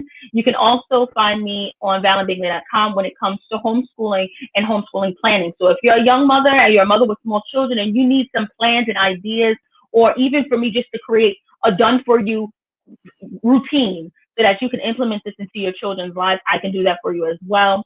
And lastly, anything in regards to mindset. So I said the postpartum thrive and flow. If you want to go into that, that lesson, that curriculum is for anyone who's pregnant, anyone who just had a baby. Pretty much it goes through all the details of nutrition down to herbs. I am also an herbalist. So we talk about the herbs in postpartum. We'll talk about how they can be implemented for your quicker recovery. We talk about schooling for small children and education, because it incorporates homeschooling. All the things that you would need so that you can feel confident and secure in having a really wonderful, peaceful postpartum period, but also being able to nurture the children that you have and the ones that you're giving birth to.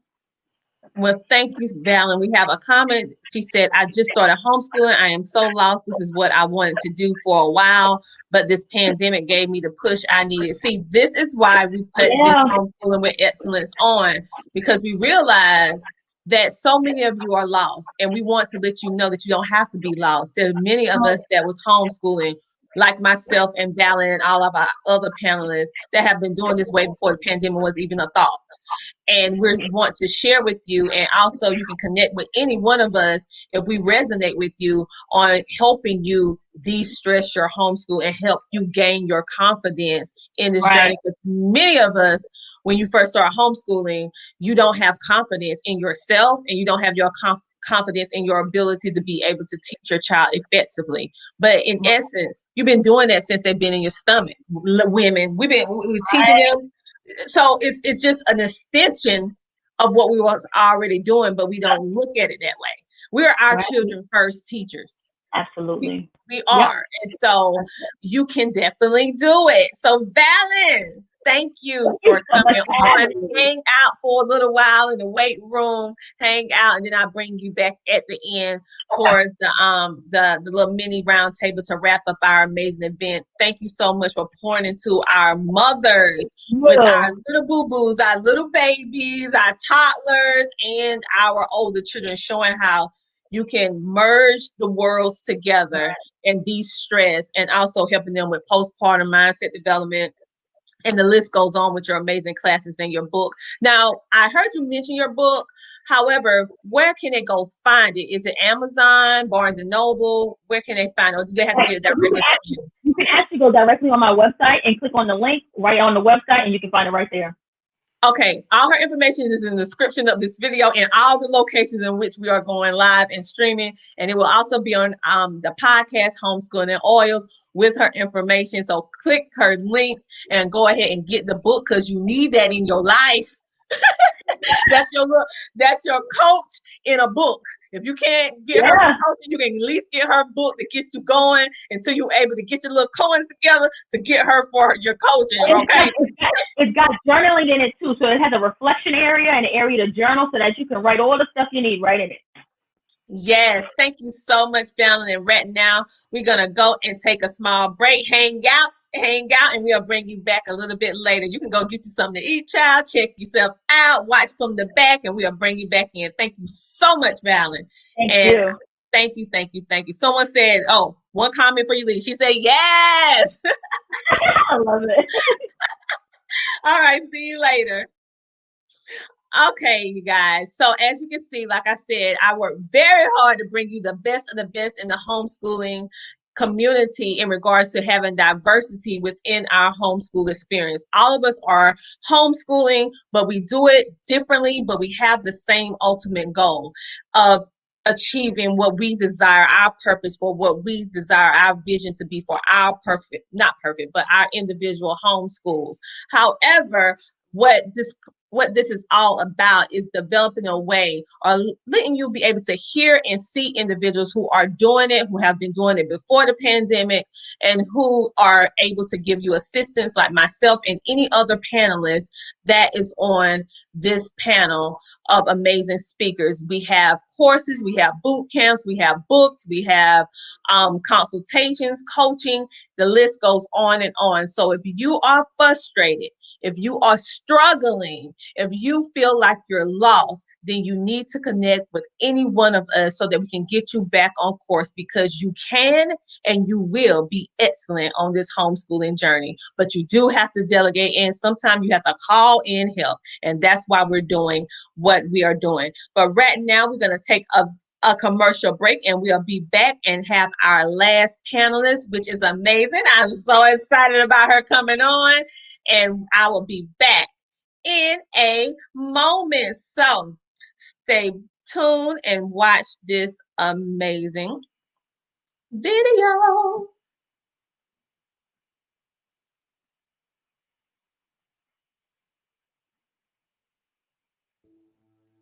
I was miserable in my life.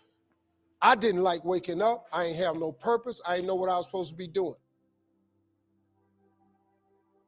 On October 8th, 1985, I walked in a comedy club for the first time, signed up for the following week. The following week, a girl took me down there. She said, you got to go to comedy club. You're the funniest person I've ever met. I never even heard of comedy clubs. I'm 27. I walked in the comedy club.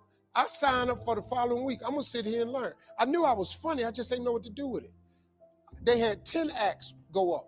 9 of them went up. I didn't laugh at one joke. I was just sitting there just, man, I wish that was me. Man, they should have said this. Every joke they told, I knew the punchline before they said it, and I wrote a better punchline in my mind, what they should have said. It got to guy number 10, they called his name, he wasn't there. They said, well, he's not here, we're gonna go to next week's list. Steve Harvey, where are you? Long story short, I won amateur night that night. I won $50. It was a 45-minute drive to my house with this girl named Gladys. I cried 45 minutes. She said, what you crying for? It ain't but $50. I said, no, you don't even understand. I was born tonight. I now know what I'm supposed to do. I went to work the next day, October 9th, and quit my job. With $50, I had nothing. I just never gave up. I'm gonna tell you something. That decision cost me everything I had. I lost everything. I lost my family. I lost friends. I lost everything. I became homeless. I lived in a car for 3 years. But I just saw this, I saw this vision. I just pursued it. I said, wow, that's it. You have to take chances in life. Life is about risk. If you play it safe in life, you ain't gonna have much of a life. If you play it safe, you won't have much of a life. Life is risk. It takes courage to pursue your dream. Now, it's gonna cost you something. Most people are not willing to pay what it costs to go after your dream, because you're gonna have to hurt a little bit. And most people don't like being uncomfortable. If you don't wanna be uncomfortable, please do not pursue success, because success is a very uncomfortable feeling. And I learned to be comfortable being uncomfortable. Life is hard. See, for every time you have a plan, a dream, an aspiration, or a goal, do you know what happens every time you have one of those? This thing comes along called life. It happens to everybody. Life has disappointment. It's got peaks and valleys. You're gonna lose somebody you care about one day. That's a valley. Somebody gonna close the plant you thought was gonna stay open so you could retire. That's a valley. Somebody gonna fire you for an unjust cause. That's a valley. The people that got your credit card gonna sell their company, gonna sell their business to another credit card company. Your 18% go up to 26%. You don't even know why now your minimum didn't change. Because it's life. You can stop thinking that life fitting to be easy, because I got news for you, it ain't. That's a false hope to think you're gonna have a wonderfully carefree life. That's unthinkable. We all live in this bubble. What you gotta do, you gotta put more air in your bubble. You got to blow your bubble up. Expand yourself. Take yourself out your comfort zone. Do not live in your bubble. Put some more air in your bubble. If you stay in your comfort zone, that's where you will fail. You will fail in your comfort zone. Success is not a comfortable procedure. It is a very uncomfortable thing to attempt. So you got to get comfortable being uncomfortable if you ever want to be successful. Start putting some pressure on. Put some pressure on yourself. Get out here and get about it. Look, I'd love to sugarcoat this thing for you. I'd love to tell you, look, you can go out here and get rich, do a couple of things. That ain't happening.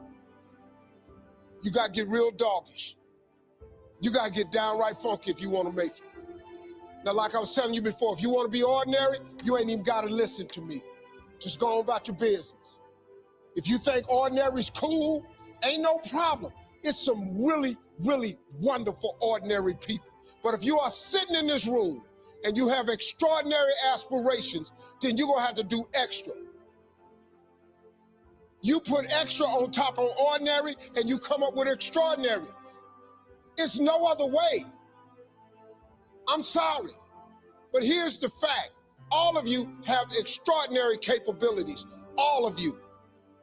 You have to decide if you are willing to do the things to put you in that category.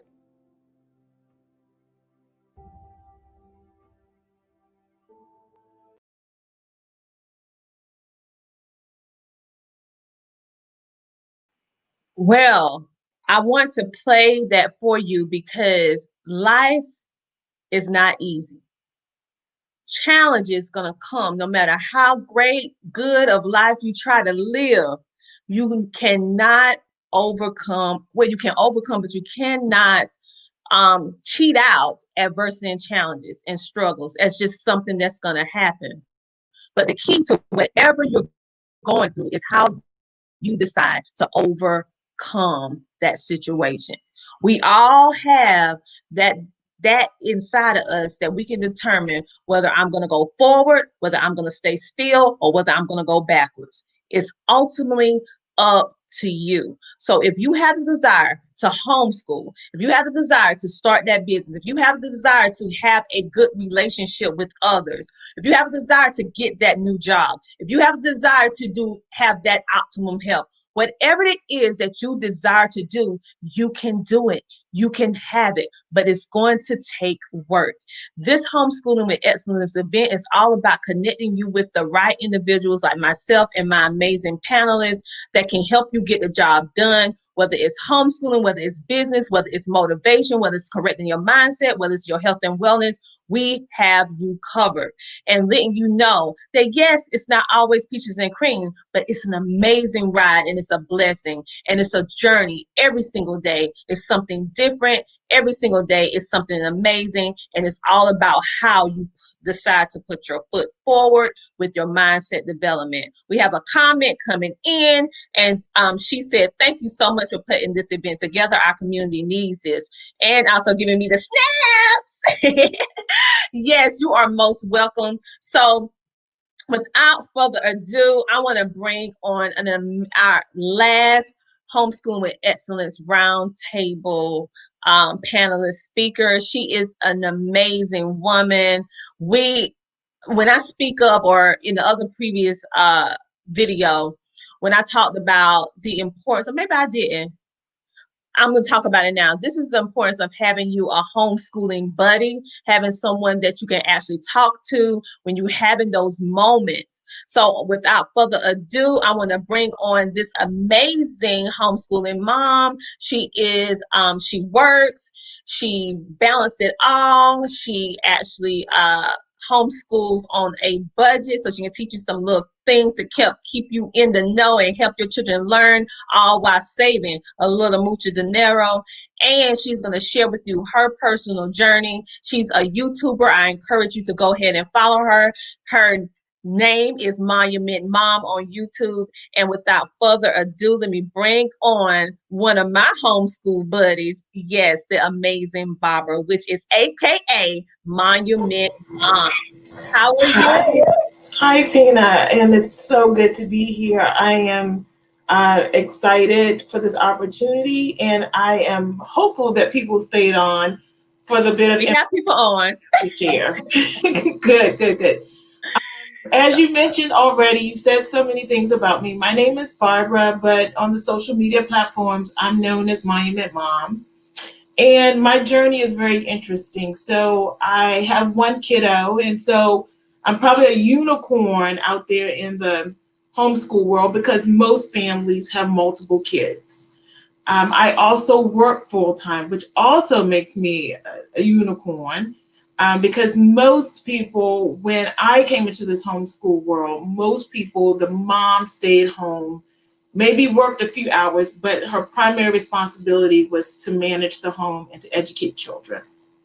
And so here I come, living in a city, running through the airport, trying to go to a business meeting and figure out what my son is going to learn. And so for us, homeschooling looked very, very different.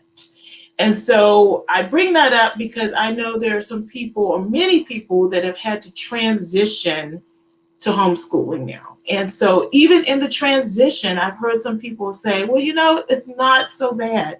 I may decide to pivot to this even after the pandemic is over. I hear you with that, because the good thing is you do have options. But I wouldn't say to parents who are still struggling, don't give up. I think all of the panelists in some way have said, don't give up, that this is just the beginning.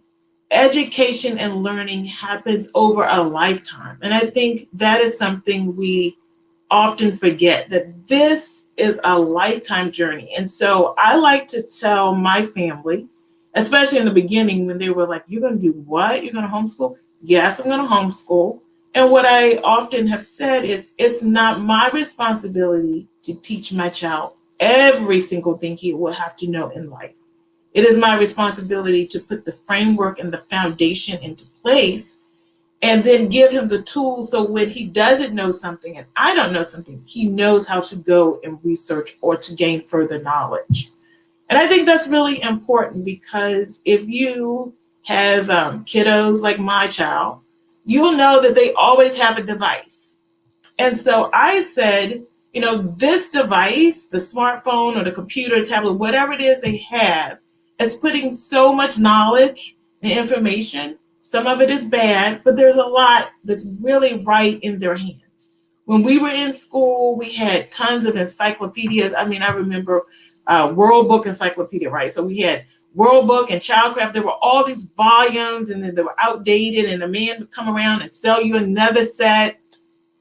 Well, our kiddos have this.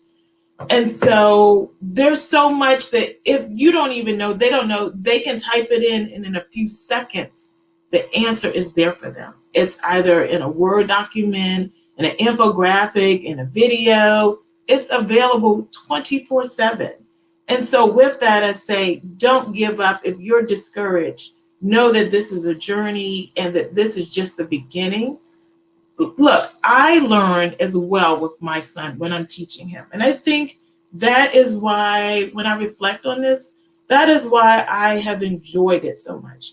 People have often said, I don't know how you could do that. I can never do that. I don't know. I don't know all the topics.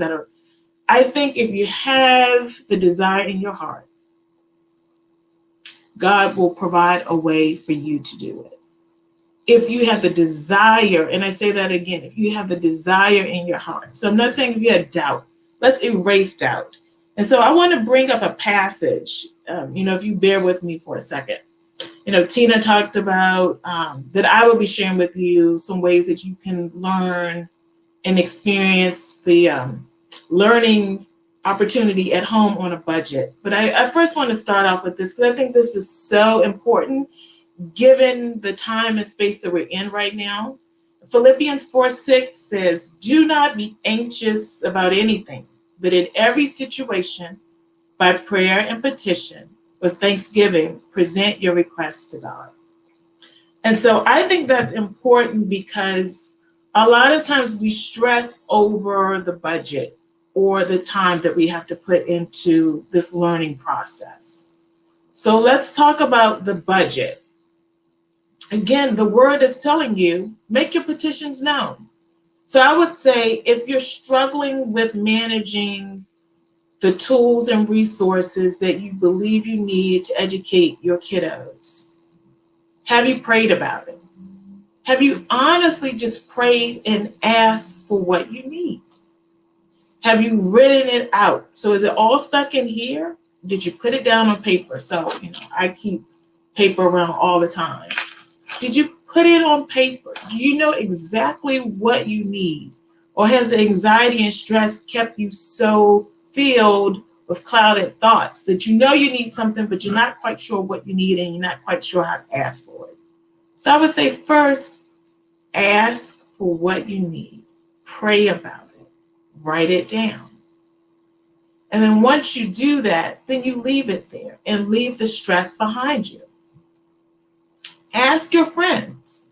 There are many friends that have extra supplies that they're not using. I mean, how many people have board games? So I think Vallin mentioned game schooling. We are big game schoolers. We are. And that is where you take skills and knowledge that you would normally use a book for, you apply it in a game environment. So whether that's Battleship, Risk, Settlers of Catan, I'm trying to think of the games that we played often in this house, Scrabble, Bananagrams, whatever it is, someone in your community probably has one of those games collecting dust. And so while that game may cost $25 if you purchased it new, you could probably get it for free, but you don't have it because you have not asked. And so what does the ask look like? It could be simply just putting something out on Facebook Marketplace. It could be through your Facebook group. It could be through your community of faith, or just your immediate family and friends. Hey, we're starting to homeschool. We would like to have some games. Do you have any games you're no longer playing? Just as simple as that. Hey, we're homeschooling. Do you have art supplies that you're not using? Do you have books that you're not using? So I think get beyond everything has to look perfect. Everything has to be new. Everything has to be shiny. It does not, in order for you to have a great learning experience. So a couple of things I wrote down that you probably have around your house, and you could use them for your learning experience, and they don't cost a lot because they're already there. So I wrote it down. I'm going to look over here for a second just so I don't forget it. So if you have a dictionary, I'm talking about basic basic items in your home that you can use for a variety of topics in your home. A dictionary, you can use for language arts. Bible, you can use for ancient history. Measurement tools, so that would be a measuring tape, measuring cup, rulers, all of that you can use for math. Calculator, you can use it, of course, for math. Maps and globes, so if you hear something on the news, if you're studying something, does your child know where that country or state and capital is located? So it's a good idea if you have globes, and I would say if you have old globes and new, it's good to compare the maps because countries have changed. Some maps are still showing, Africa at the wrong size. So it's important that you make sure you get maps that are correct, but it's also good to have some of the ancient or old maps and globes as well. So if you have maps and globes, newspapers and magazines, you could study something just by reading a story, depending on the topic. For us, history a lot of times unfolds by reading a biography, not by reading a history textbook. For most students, textbooks are dry and boring. And so we have used biographies to study history, not only about the person, but the time in which they lived in, if there were other people they interacted with, if there were other countries that the person traveled to, what it was like in that country compared to the country they started in. So I think there's a lot that can be learned by just reading one biography as it relates to history. You can also pull that apart. I know Vallin talked about unit studies. So you can pull that book apart, right? If there are words in there that your child doesn't know, then those words become your vocabulary words. You get your dictionary, then you look up those words and you know what those words mean. Sometimes you know what they are because you put them in context of what you're reading, but it's probably good to also just pull them out and look them up and find out what those words actually mean. And so one thing I want to note here, a lot of students, I think when we talk about some soft skills or some skills that are no longer taught, a lot of students don't know how to look up items in a dictionary because they use a phone for everything. But I think it's important to take them back to some basics. So how do you look up words in a dictionary? What do the keys in a dictionary mean? How do you find books in the Bible? Again, a lot of times, a lot of us are using Bible apps to look up books or references, but how do you look them up in an actual Bible or concordance? How do you look up definitions in biblical terms in a concordance? So I think those are important. I talked about the importance of games and having them and using them in your homeschool day, that they don't have to be expensive. So there's checkers and chess that are all about strategy. There are puzzles, dominoes, and dice. There are a lot of games that you can play with dice. And out on Pinterest and many other platforms, there are plenty of dice games that you can review. I'm looking to see on my notes here. So in terms of other things that you can do that are within a budget and out of the box, you can go to your museum. So a lot of people overlook the museum, especially if you live in a city. You've probably gone to the museum a million times, or you went a long time ago and you haven't visited recently. If you can get in, I know that there are a lot of restrictions, but if you can get in, I would say spend a little bit of time and just go to one gallery. I think we try to rush through museums and try to see a whole floor, 2 or 3 floors. That's not really fun for the kids, and it probably is not actually fun for you as the parent as well. So I would say if your museum has a free day, go on a free day, or see if you can get a discount through your Groupon. In my city, the museums are mostly free.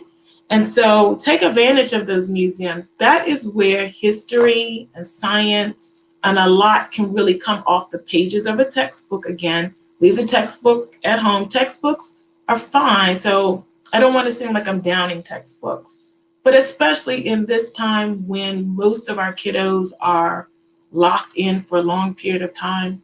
We really want to make learning 3D as much as we possibly can. So go to your museum and maybe just go to one gallery. Take a deep dive in that gallery. If it's costumes, or, you know, recently we have been studying the Cold War, and then we went to a museum and we saw an exhibit on the Cold War. The great thing about that is my son, who's in high school, got to talk with someone who was actually stationed in Europe during the time of the Cold War, because they actually worked in the museum. So that was very interesting to him. And I should say that he actually wanted to start the study on the Cold War. So one other thing I probably should mention is one way to save money and really reduce the cost of your budget is to teach to those subjects beyond like math, because you want to be strong in math, but like history and science and some of the other topics, teach to your child's interests or prepare for your child's interests. So when my child, we usually would sit down once a month and I'll ask him, what are the things you want to study this month? And so one, it was like the history of video games. Another was, you know, the Cold War. Recently, he said, I want to study about the westward expansion. So once I have an idea of what he's interested in, then we start pulling together all these resources. And as it relates to the Cold War, I looked around my house to see what stories I had, books I had, pictures, art, anything that would relate to the Cold War. And then we took a field trip. And that was a wonderful experience. And actually, that museum was free. If you live in the DC area, I would say that museum was fantastic. It's called Museum of the Army. It's in Virginia, but it is fantastic. It's a free museum. It opened recently, and it just had so many historical aspects. And so one of them was the Cold War. So I digress there, but I just wanted to bring that up.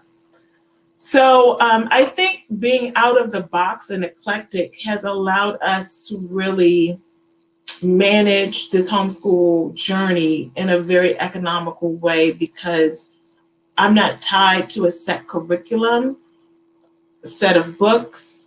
Learning can look like 2 or 3 videos on Amazon Prime that we take a deep dive and discuss afterwards, along with writing a 2 or 3 page essay. So I think it's very important that when you know your child and know yourself, know your own strengths, that it really can save you a lot of money. And I can't stress that enough. One of the other ways that you can homeschool, I'm just thinking of so many ways. I wrote down some and more are coming to me, is just living life. So Tina mentioned that I work full time, and I do. If many of you are still working full time, involve your child in your work. When we could go out and about, I would sometimes take my son to work with me so that he could see what it was like in that environment, to help me with projects. If I had business travel, sometimes I would take him with me so that he could see from start to finish how you set up an event, how you break it down, how you talk with vendors. Sometimes I've had to do media interviews. I've taken him to the studio so he could see behind the scenes, how a segment is put into production. I think all of that is very important. And so that is something that you can't get in a book.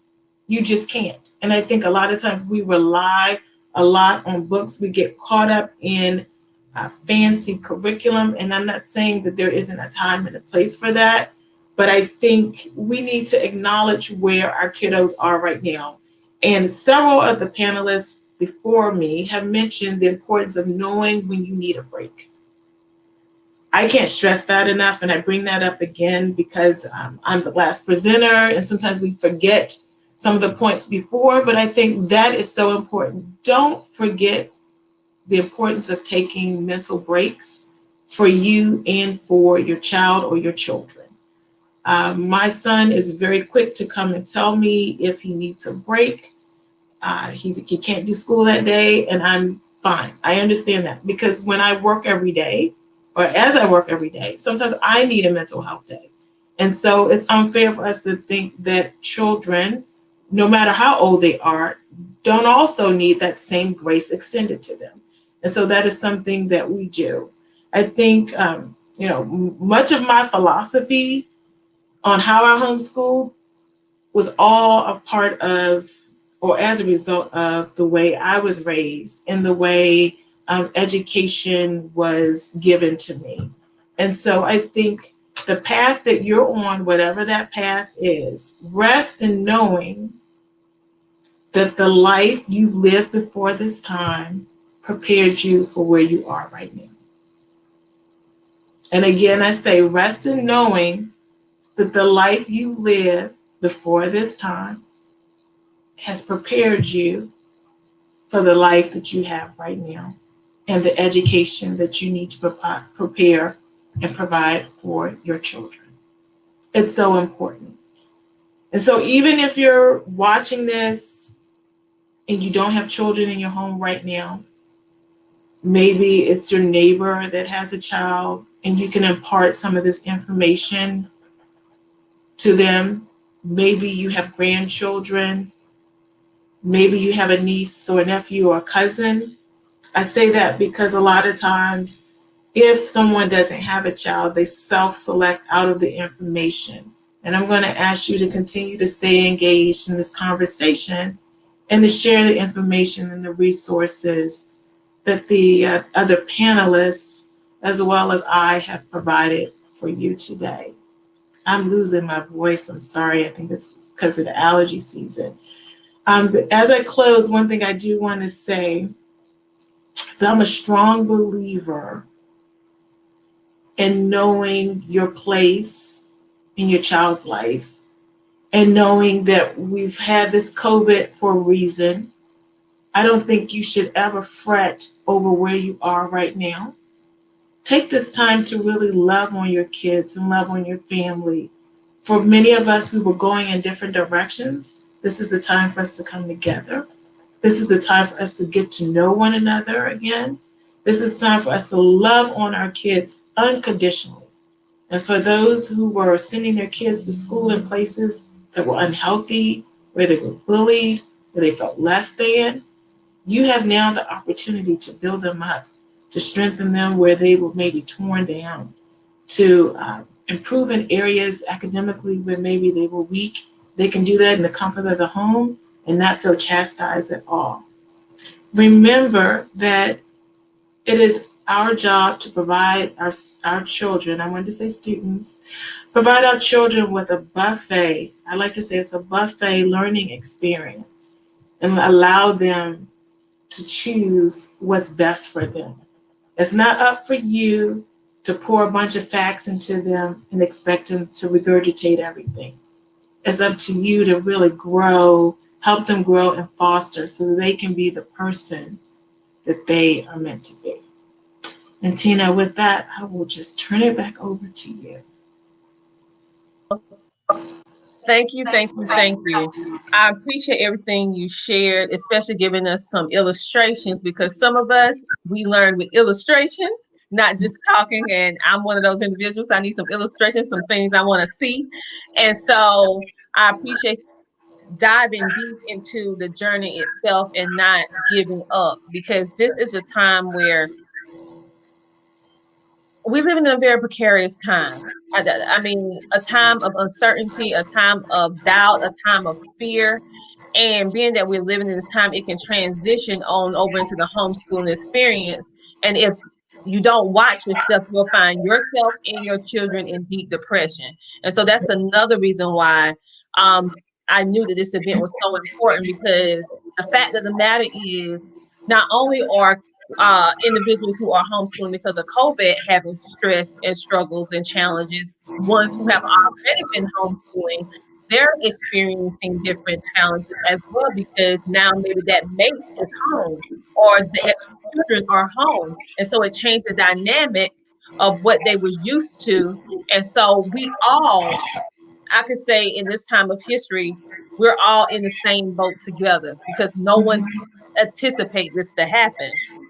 But I also like how you was being positive and how you gave us advice about asking for help. And the three things: ask, pray, write it down. because we sometimes pray about things, we ask, but we don't write it down. And one thing I have learned, writing it down, make it plain, it happens.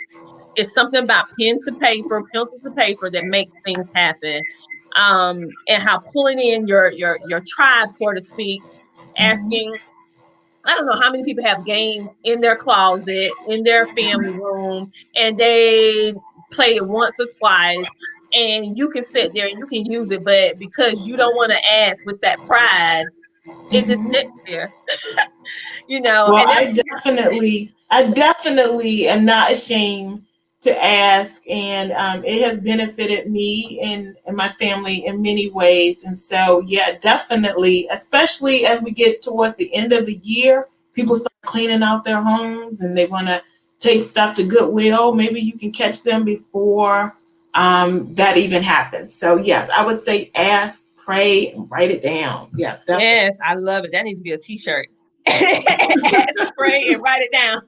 All right. And I also like how you brought out the point about how homeschooling, you can de-stress the situation in regards to budget, because many of us be thinking about the technicality of teaching our children, but we're not thinking about, okay, this is another expense, because all states don't provide stipends. Sometimes you have to come out of pocket, and that is another stress. So when you're thinking about homeschooling, do you have a budget for it?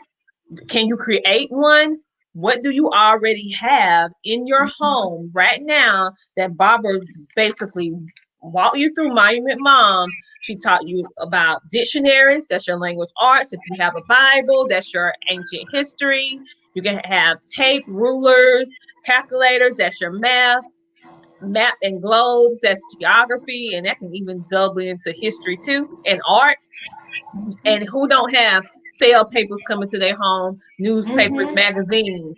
Like, oh, no, I see some stuff. Yeah. So tell them about that. So yeah, so I had some items, but I got so into like, I went out on this like spiritual cloud that I almost forgot some of my resources. So for those families that are looking for resources to teach your children about the economy and how money works and the monetary system, the Federal Reserve has a series. The Federal Reserve has a series of comic books.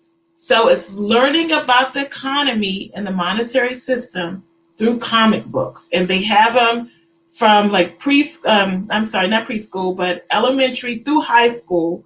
There are various books, and they're free. So if you're the type of parent you want to read along with your child, you can order 5 copies. If there's 7 of you in the house, you can order 7 copies. But they have a variety of books. So if you go on the Federal Reserve and look in their publications, you can get that for free. The other thing I wanted to mention is teaching tolerance. They also have a variety of DVDs as well as videos on their website, Teaching Tolerance. And their videos and their subject is more on social justice. So more like in the social justice arena, dealing with democracy and maybe some bullying, but they're all around civic and social issues. One other thing I do want to mention is don't forget, I'm pulling this up because most of us, if you still get this, it's a newspaper. If you don't get it, someone in your house gets the newspaper. So open it, read the articles in it, read the op-ed, read the commentary. You can discuss that with your kids. You can pull apart different parts of speech. But in the comics section, they have puzzles like Sudoku, but they also have, there's this, and most of them is called Mark Trail. It's a comic, but it's very science related. So each week they're usually covering a different animal. So that's a good springboard. So you can start off with this, then find a video on YouTube, then look up something else, and then you have a whole unit study based on just this one comic strip. They also have a historical comic in this paper, which I'm not going to bore anyone with flipping through at this point, but check out your comic section. It's more than just the funnies. You can really use just one part of this to build a whole unit study. And so yeah, those were a few of the items I had around me that I completely forgot because I just went way out there.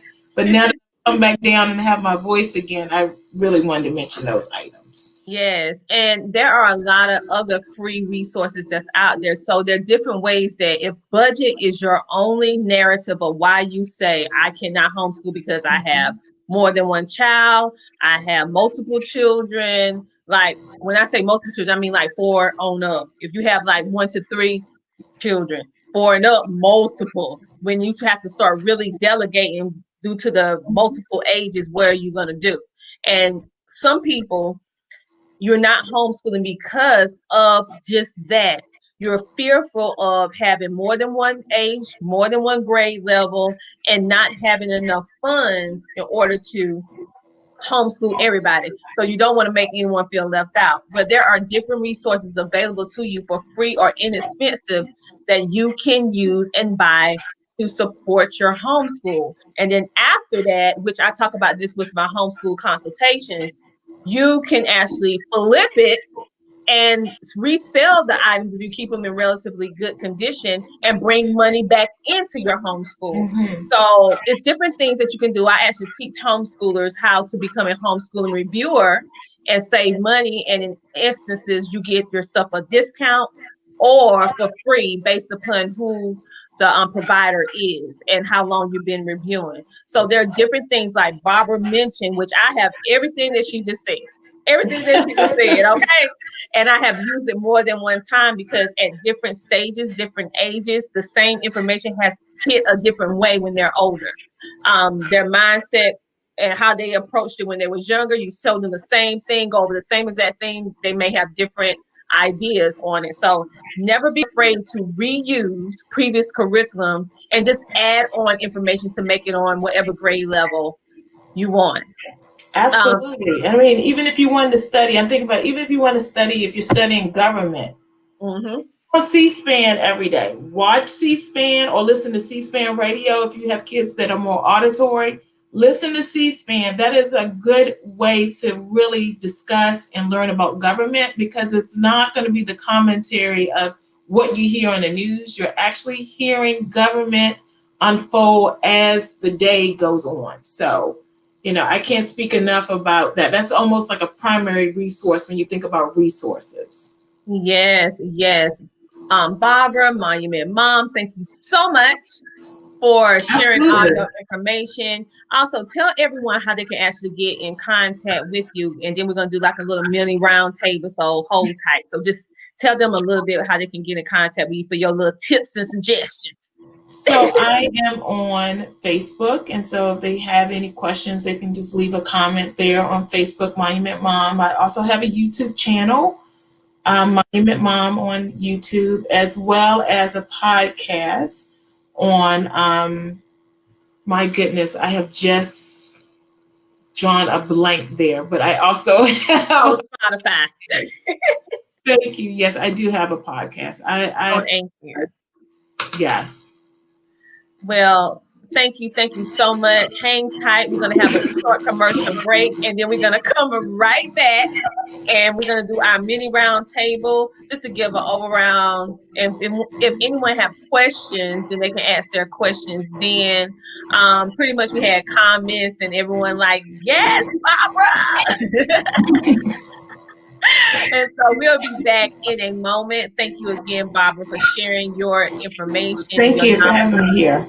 You're welcome. Sharing with our homeschool community. I'll see you in a moment.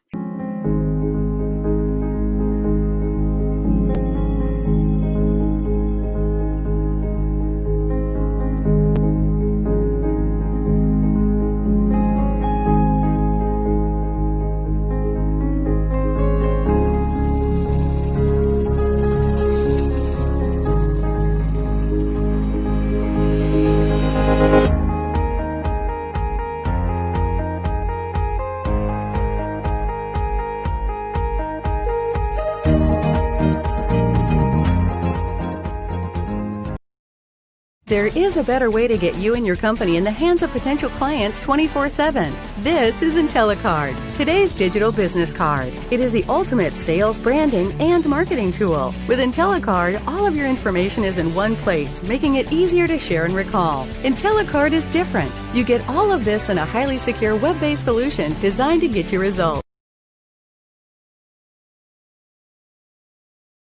Back. And we are back. And I hope that you enjoy those commercials. We got hand claps, several hand claps from one of our YouTube subscribers that is thoroughly enjoying our Homeschool with Excellence event. For those of you who do not know who I am, my name is Coach Tina Ramsey. I'm a mindset development coach, Facebook strategist, and also advertisement coach, helping you get your business, homeschool, and everything in between together through mindset development and natural living. Everyone that was on this panel for this 3-day event is amazing, and in my opinion, experts in what they do. All of us have a little bit of different way, a different approach, and some similarities on how we have homeschool. However, we all have the same initial goal in mind. But the thing about this event is to help you to see that although we do it a little bit differently from each individual, even if some of us have similarities, we still have the same ultimate goal. And hopefully you can see yourself in one of our panelists, either it's myself or any one of our panelists, where you can say, hey, I can do that. I can definitely do that. And so right now, what I'm going to do, I just forgot about something. I need to show you this amazing video about queens. This is for my ladies. I'm sorry, guys. This one is for my ladies. I had the honor of being a part of a collaboration book with some amazing women from all over the world, literally. And just today, wee hours of the morning, our book went #1 international and also within the United States. And we are ranked #1 in business, meditation, and Bible, because we actually speaking to you from the heart, sharing our experiences of how we pivot and we snatch our confidence back even through a pandemic. So all of you know that I homeschool, but I'm also a business owner as well. And so with all of this being said, I am going to share my screen so that I can show you the video that the amazing Nikita actually made and share it with you on today. And after that, we're going to jump right on in to our round table event, our final round table we're going to jump into. So stay tuned. Trials come to make you strong. They will never last for long. Said it's gonna be alright. It's gonna be alright. Yeah. Look, you're gonna be alright, little one. Hold tight, get it done. Weapons will form, but nothing will become of them. Made in the image of his greatness. So I take a liking to his likeness. God's amazing. Already equipped for it. He's got a shower dipped in holy water. Cup is overflowing. Holy Spirit down with keeping order. So when it comes against counted joy on the decline, holy way is up, equal sword. You'll be just fine. It's gonna be okay. Yeah. Just hang on in there. Trials come to make you strong. They won't always last for long. It's gonna be alright. Yeah.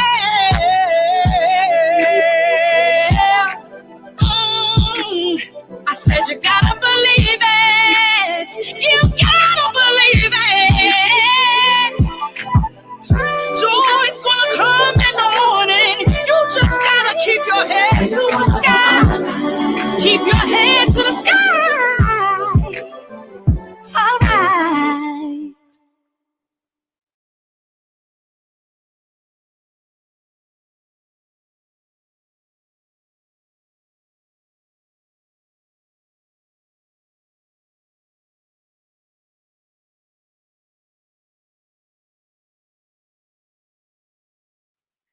Thank you, Barbara. I tell you, she helped me, boy. These homeschools, we get ourselves together. It's the last day, people. So I really appreciate everyone who has came on this panel. And I cut the previous commercial a little bit short because I want us to go ahead and dive into our final roundtable event with all of our panelists on today. And so we're just basically gonna, if you have questions, we'll do our best to answer them. So of course, some questions that are a little bit more detailed, that means that you need to either get in contact with myself or my other panelists in regards to how you can set up your consultations or coaching personally with them so you can get that itemized, customized care and unique for your family. So let's go ahead and bring on, oh, it's bittersweet. It's bittersweet. Bring on our last round table. Yes. We have a comment coming in. Let's see. Someone said, LOL. Yes, child. It's late, honey. It's been 3 days. I think I'm at the end of my energy level. All right. So Vallin and Monument Mom, aka Barbara. First of all, thank you ladies so much for being on. Of course, we do have Brandon. He's from Motherland Math, and he is actually going to be on right now. We have our resident Dad. He's in the house doing with math. And so what I love about the roundtable event is that it actually gives everyone who has not watched everything in entirety they're able to see all of us up under one screen and have the ability to ask us questions, and we just have that last round table talk about our homeschooling journeys. So it's pretty much laid out. So right now everyone has been enjoying, and pretty much all the questions have been answered beforehand. So what I want to ask each one of you, and I'm gonna go around. It's gonna go with Vallin, then it's gonna go with Brandon, then Vallin, and then Monument Mom. What advice would you give to a new homeschooler? And this could be a COVID not homeschooler or someone who wasn't, but they decided I'm gonna homeschool now. So what advice would you give them? Brandon. Yeah.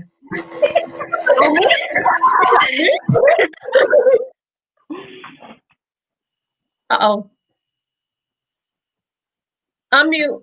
Okay. You can hear me. Now I can hear you. Okay. Say all that good stuff again. So I would say first, a lot of people call it deschooling, but I would say do that, deschool, and take your ideas about schooling and kind of start to look at them, examine them, and then figure out, okay, is this the way I want to school my child? Is this the way I want to educate my child and help them grow?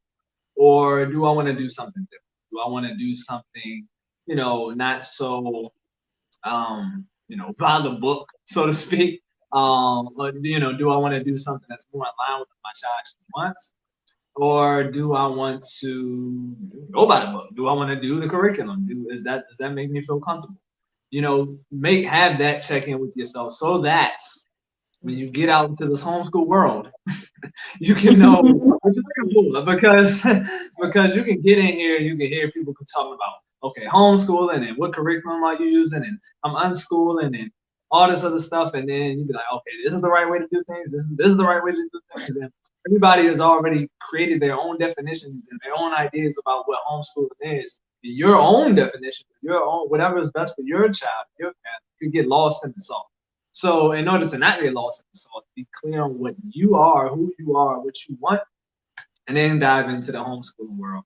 And however long that takes you, let it take that long. Because one thing, okay, one thing you gotta be clear on is, just because your child isn't learning something right now doesn't mean that they won't learn it. Okay? Thank you. That's an amen moment right there.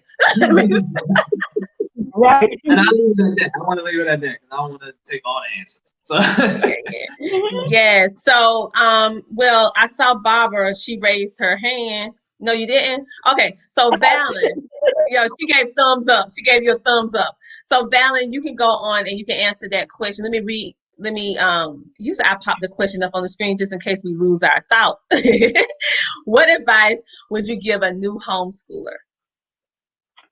I would tell new homeschoolers to, well, I would say this: right and wrong is real subjective in homeschooling. Like, what's right and what's wrong is like, that's out of the question.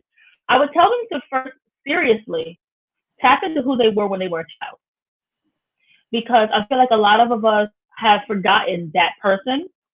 We have thrown away all those goals, dreams, and really big ideas that we had when we were little, and we created this corporate look and feel of who we are now. And so we also implement that in how we try to treat and teach our children, because we've washed away our imagination. And I think that if we teach before, because if you decide, you know what, I want to homeschool my kid, like seriously say, like, who was I before I became this person? And let that person lead your kid. I would say that. Love it. And I would say, trust yourself. Trust that person, because that's the thing. You threw that person, that mother or father or man or woman away because you felt that this was the new model and this is what you had to become. But trust that person, because that person knew so much about you. And that person was the person that gave you joy. And you were happy and filled with so much ideas and imagination then. And now, a lot of things, it's like, yeah, you have good, happy moments, but is it who you truly are? And when you're teaching your children, I really do think you have to teach them from an authentic place, and that's who you are. So if you can really get clear on who you are and be authentic with who you are, it'll show up in your homeschooling, it'll show up in your teaching, it'll give your children that ability to say, you know what, I can show up being who I am and truly learn all the things that bring me the most joy. I love it, love it, love it. I like the part where you said that get yourself back to who you were before. All the responsibilities. I don't know where it is, where it's written in stone somewhere, where we get a certain age, we become a parent, we become a wife, a husband, whatever the case may be, and we stop dreaming. Like, dreams Right. don't have an expiration date.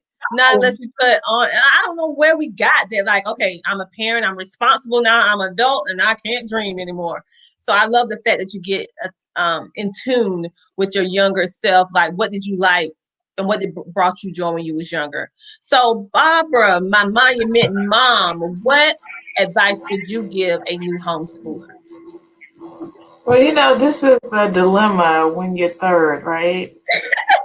The panelists have given great advice. It's all the advice I would have given. But one thing I would say, if you're just starting to homeschool and you're homeschooling, middle to high schooler, continue to keep it fun. I think what I hear a lot in the educational realm is like, when they get to high school, it's got to be serious. It's all this work and it's got to pout.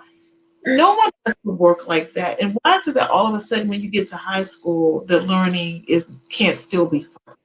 Right. It's like the fun is left up to K through 6. And then when you get it's no longer fun. It's like, okay, well, who's really signing up for school not being fun? Let's raise your hand for that. Like, who's really that? And so that might have been what it was in the traditional school, but when you're home, you can make it fun. So some days, some weeks, we just order subscription boxes and we might cook from one, we might do science from another. But, just make it fun. It doesn't have to be drudgery because you're now in middle or high school.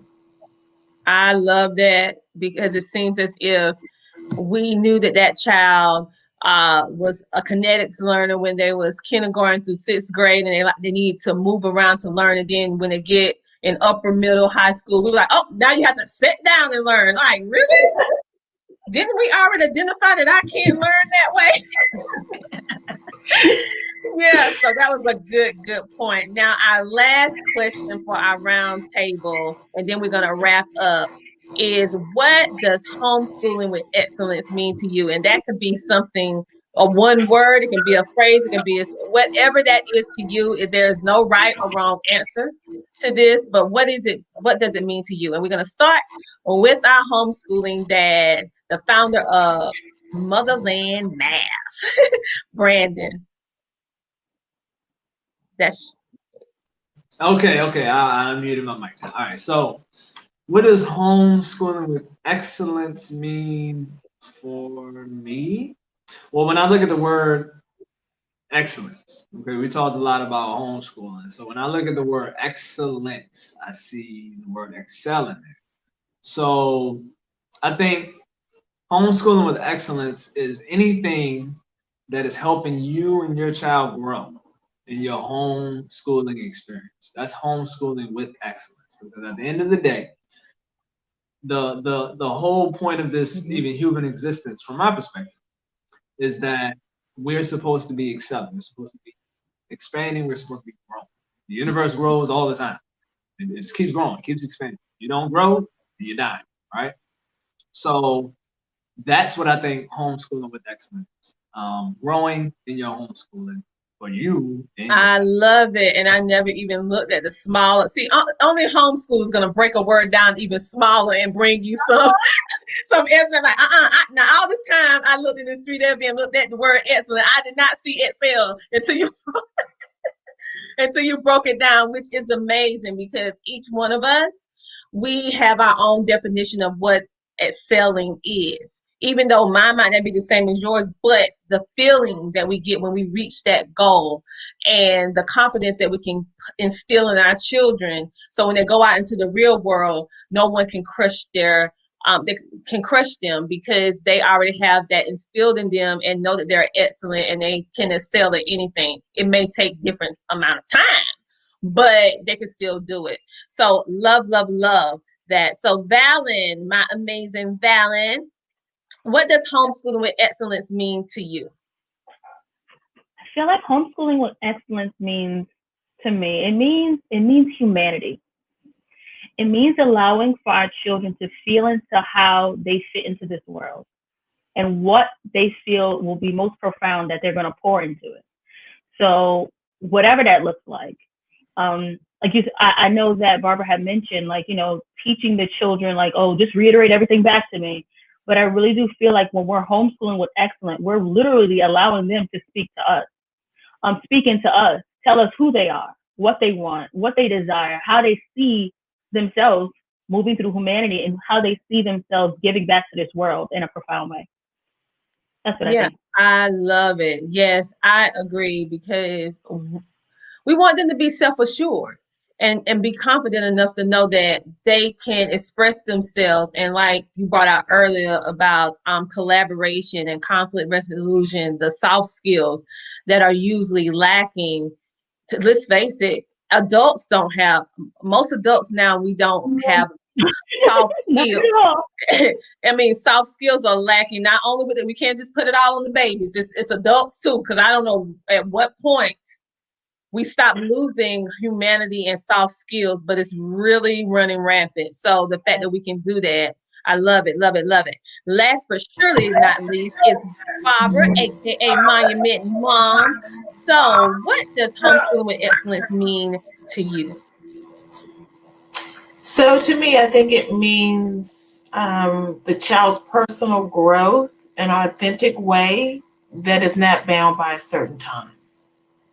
I love that. Oh, girl, simplicity, but yet profound. Made me think. Right. Especially I have a boy, and so I think back to my own school experience. Boys definitely have a different way of thinking and learning.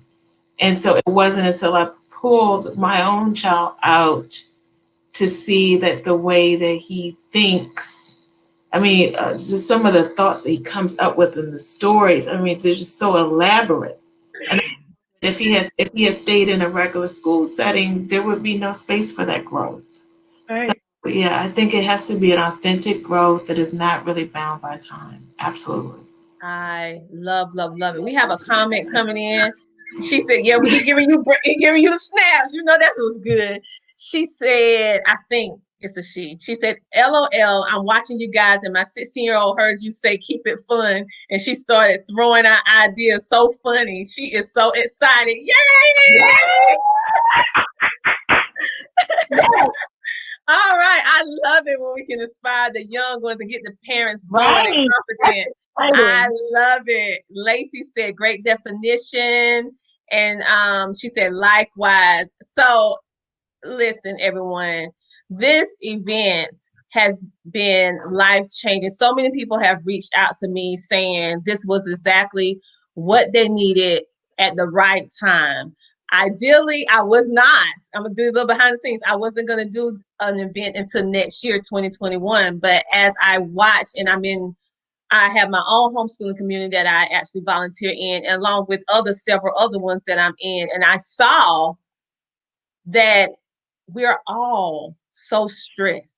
We're all confused. We're all panicking. We're all fearful, no matter if you have been homeschooling before the pandemic or even those who just started, surely the ones who just started. I call them my COVID homeschoolers because they did not plan this. This was not in the equation. And so this event was all about giving that sound alarm, like, listen, my previous homeschoolers, we got this. And the ones who just starting, hey, you can do this. We have been doing that. If you need help, we can walk you through it. And all of you, every single day. We had a comment from Lacey. She said, I love that, Barbara. I told the child she get them snaps. So this event was all about putting faces to the names and also seeing the diversity that is within the homeschool. Because many times as homeschoolers, we're put into a block of what people think it is and what it looks like because you saw a clip on the news or you watched some kind of documentary and you're like, well, this is how homeschool look for everyone. No, homeschooling is not a box. It's really one of the most out of the box experiences and journeys that you can ever undertake. And it's determined based upon what you want for your children and what your children need, what they need. And in some cases, as you heard with the other panelists, we allow our children to direct some of the learning and we build a plan in order for them to find their level of excellence. Because parents, our level and their level and their desire and what they want to do can be totally different from us. I heard some homeschoolers say, I want to be a doctor. Well, guess what? He might not want to be a doctor. He might want to be a podiatrist, a foot doctor, not a doctor, period, an actor, an actress. What are you going to do? So I love the freedom of homeschooling because it allows our children to grow into themselves without the stress. Because I know it was very stressful for me in school, especially when I knew what I knew that I wanted to do. But they're like, ew, you want to just be a teacher? Oh my God. And so I just love the fact that we was able to bring light on all of that. So very last but not least, another comment came in. Let me share it with you. Say, you guys are doing this thing called homeschooling. Thank you. Keep up the excellent work. Thank you. Listen, I couldn't have did this alone. All this, no. It took some amazing individuals to come in and help me out. So thank you. And before we sign off, I want you guys to tell them one more time where they can find your information and how they can connect with you, just in case they need that delegation, those courses, those classes. I'm going to start in the way in which you spoke. So I'm start with Brandon, then go to Vallin, then go to Barbara, and then I'll end, and then we'll close out our very first Homeschool with Excellence event. All right. So Brandon, you can go ahead and go. Yeah. Okay. All right. So thank you, first of all, Coach Tina Ramsey. Thank you to everybody else. You all inspired me. Thank you, Tina, for putting this together, inviting us and just being awesome. So so you can find about what I do at verygoodteaching.com. That is Berry, BERRY, goodteaching.com.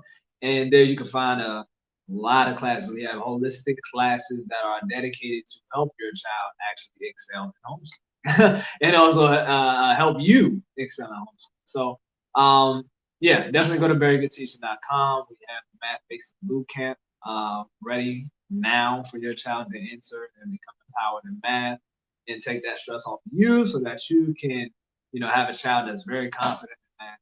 And we have a whole bunch of other courses as well. Holistic health, entrepreneurship, real math, real algebra. we learn not just math, but we learn about agriculture and crop rotation and different things that can expand our community in more ways than one. So verygoodteaching.com. Again, verygoodteaching.com. That's where you can check us out. And thank you again. All right. Oh, you are most welcome. Thank you. Because like I said, you can't do everything by yourself. I needed help and I need to pull in some heavy weights. And you, all of you are the heavyweights in my cat. Like you guys are experts in what you do in the realm of homeschooling. And we have so many things up under that homeschooling umbrella. But for those of you who did not catch that, the good thing is I got you back. So in the description of each video, you will actually see the links to each panelist speaker from the entire 3 days where you can easily click and be connected with them. And just in case you did not get that website. Now, Vallin, you are next. You help our moms with the young babies that think they can't homeschool. So you walk us through. Yes, so you can find me at VallinDBingley.com. You can also find me at VallinDBingley on Instagram, on Facebook, and you can find me at DB Maternity Wellness on Facebook as well. Thank you, thank you. Oh, and tell them about show your book. I want them to see the book because they need that in their life. God. Yes, and you can find my book. Actually, buy my book. You can buy my book at lulu.com, but you can also buy it directly on my website at VallinBingley.com. Okay, that's a helpful guide to help you through the different stages of women. You know, we go through stages until we leave this earth. It's no, I think we always go through something. All right, last but surely not least, the amazing Monument Mom, aka Barbara. Yes, thank you. Thank you, Tina. This has been a wonderful experience. So I can be found on Facebook and Twitter and YouTube at Monument Mom. And before I had a brain freeze with my podcast, it started off just on one platform, but it's on Spotify and several other platforms by now. So that's Monument Mom, and it's a podcast as well. All right. So we have someone said, thank you. I will listen to some of these replays. Yes, that's what we wanted. Yes. Okay, you guys. Again, for everyone who came before you previously in the first 2 days, and now you guys wrapped it up so amazingly. I'm so ecstatic to have all of you, and for you guys have locked arms with me on something that it was just an idea and a thought, and with all of you participating, it made it a reality because I can't do this by myself. So thank you for sharing your expertise, sharing your journey, sharing the ups and downs of homeschooling, but also sharing the amazingness of what homeschooling is and what it isn't, and allowing your services and courses to kind of help de-stress the situation because we go through some things. And for those of you who do not know, I am also a homeschooling consultant as well. My specialty is helping you with your children that may have learning differences, helping you de-stress your homeschool. Maybe you don't know how to do a lesson plan. Maybe you're on a tight budget and you don't know how to maneuver and how to make things fall into the subjects in which we have to teach. That is what I do, and I help you stay on budget. If you don't have a budget, I can pull anything out and make you something in the middle of the sleep. Trust me, some individuals have called me and I was like, girl, what do you have, girl? You have a newspaper. Let me show you what that is. So I can help you do that. I'm also the founder and CEO of healthehoneypot.com. That's HEAL, thehoneypot.com. We specialize in female wellness, empowerment, and also health and wellness. So we have a variety of different products and also natural products in order to enhance your body, in order to keep the chemicals away from your body so that you can have the proper mindset. For those of you who do not know, I am also a business strategist and Facebook strategist. I have boot camps, classes, and teachings helping you in the homeschool world and business world level up and gain your confidence and know what to do and how to do it, and have a cheerleader backing you along the way. And you know, I can't do anything without laughing. That's a lot. That's a lot. I was like sweating. I have to laugh. You know, I have to laugh. So we have 2 more comments and we're going to wrap up. Lacey said, Coach Tina, thank you so much once again for offering this gym. You are most welcome, but thank you and everyone who's been a part. And the last one, I got a little gold nugget for everyone. And thank you all. I'm a mommy. Yes, that's what we wanted.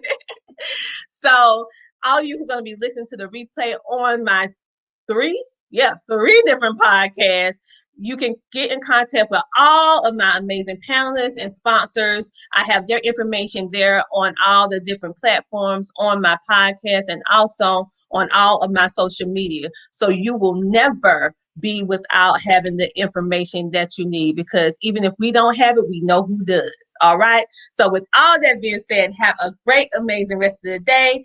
And we made it through 3 days.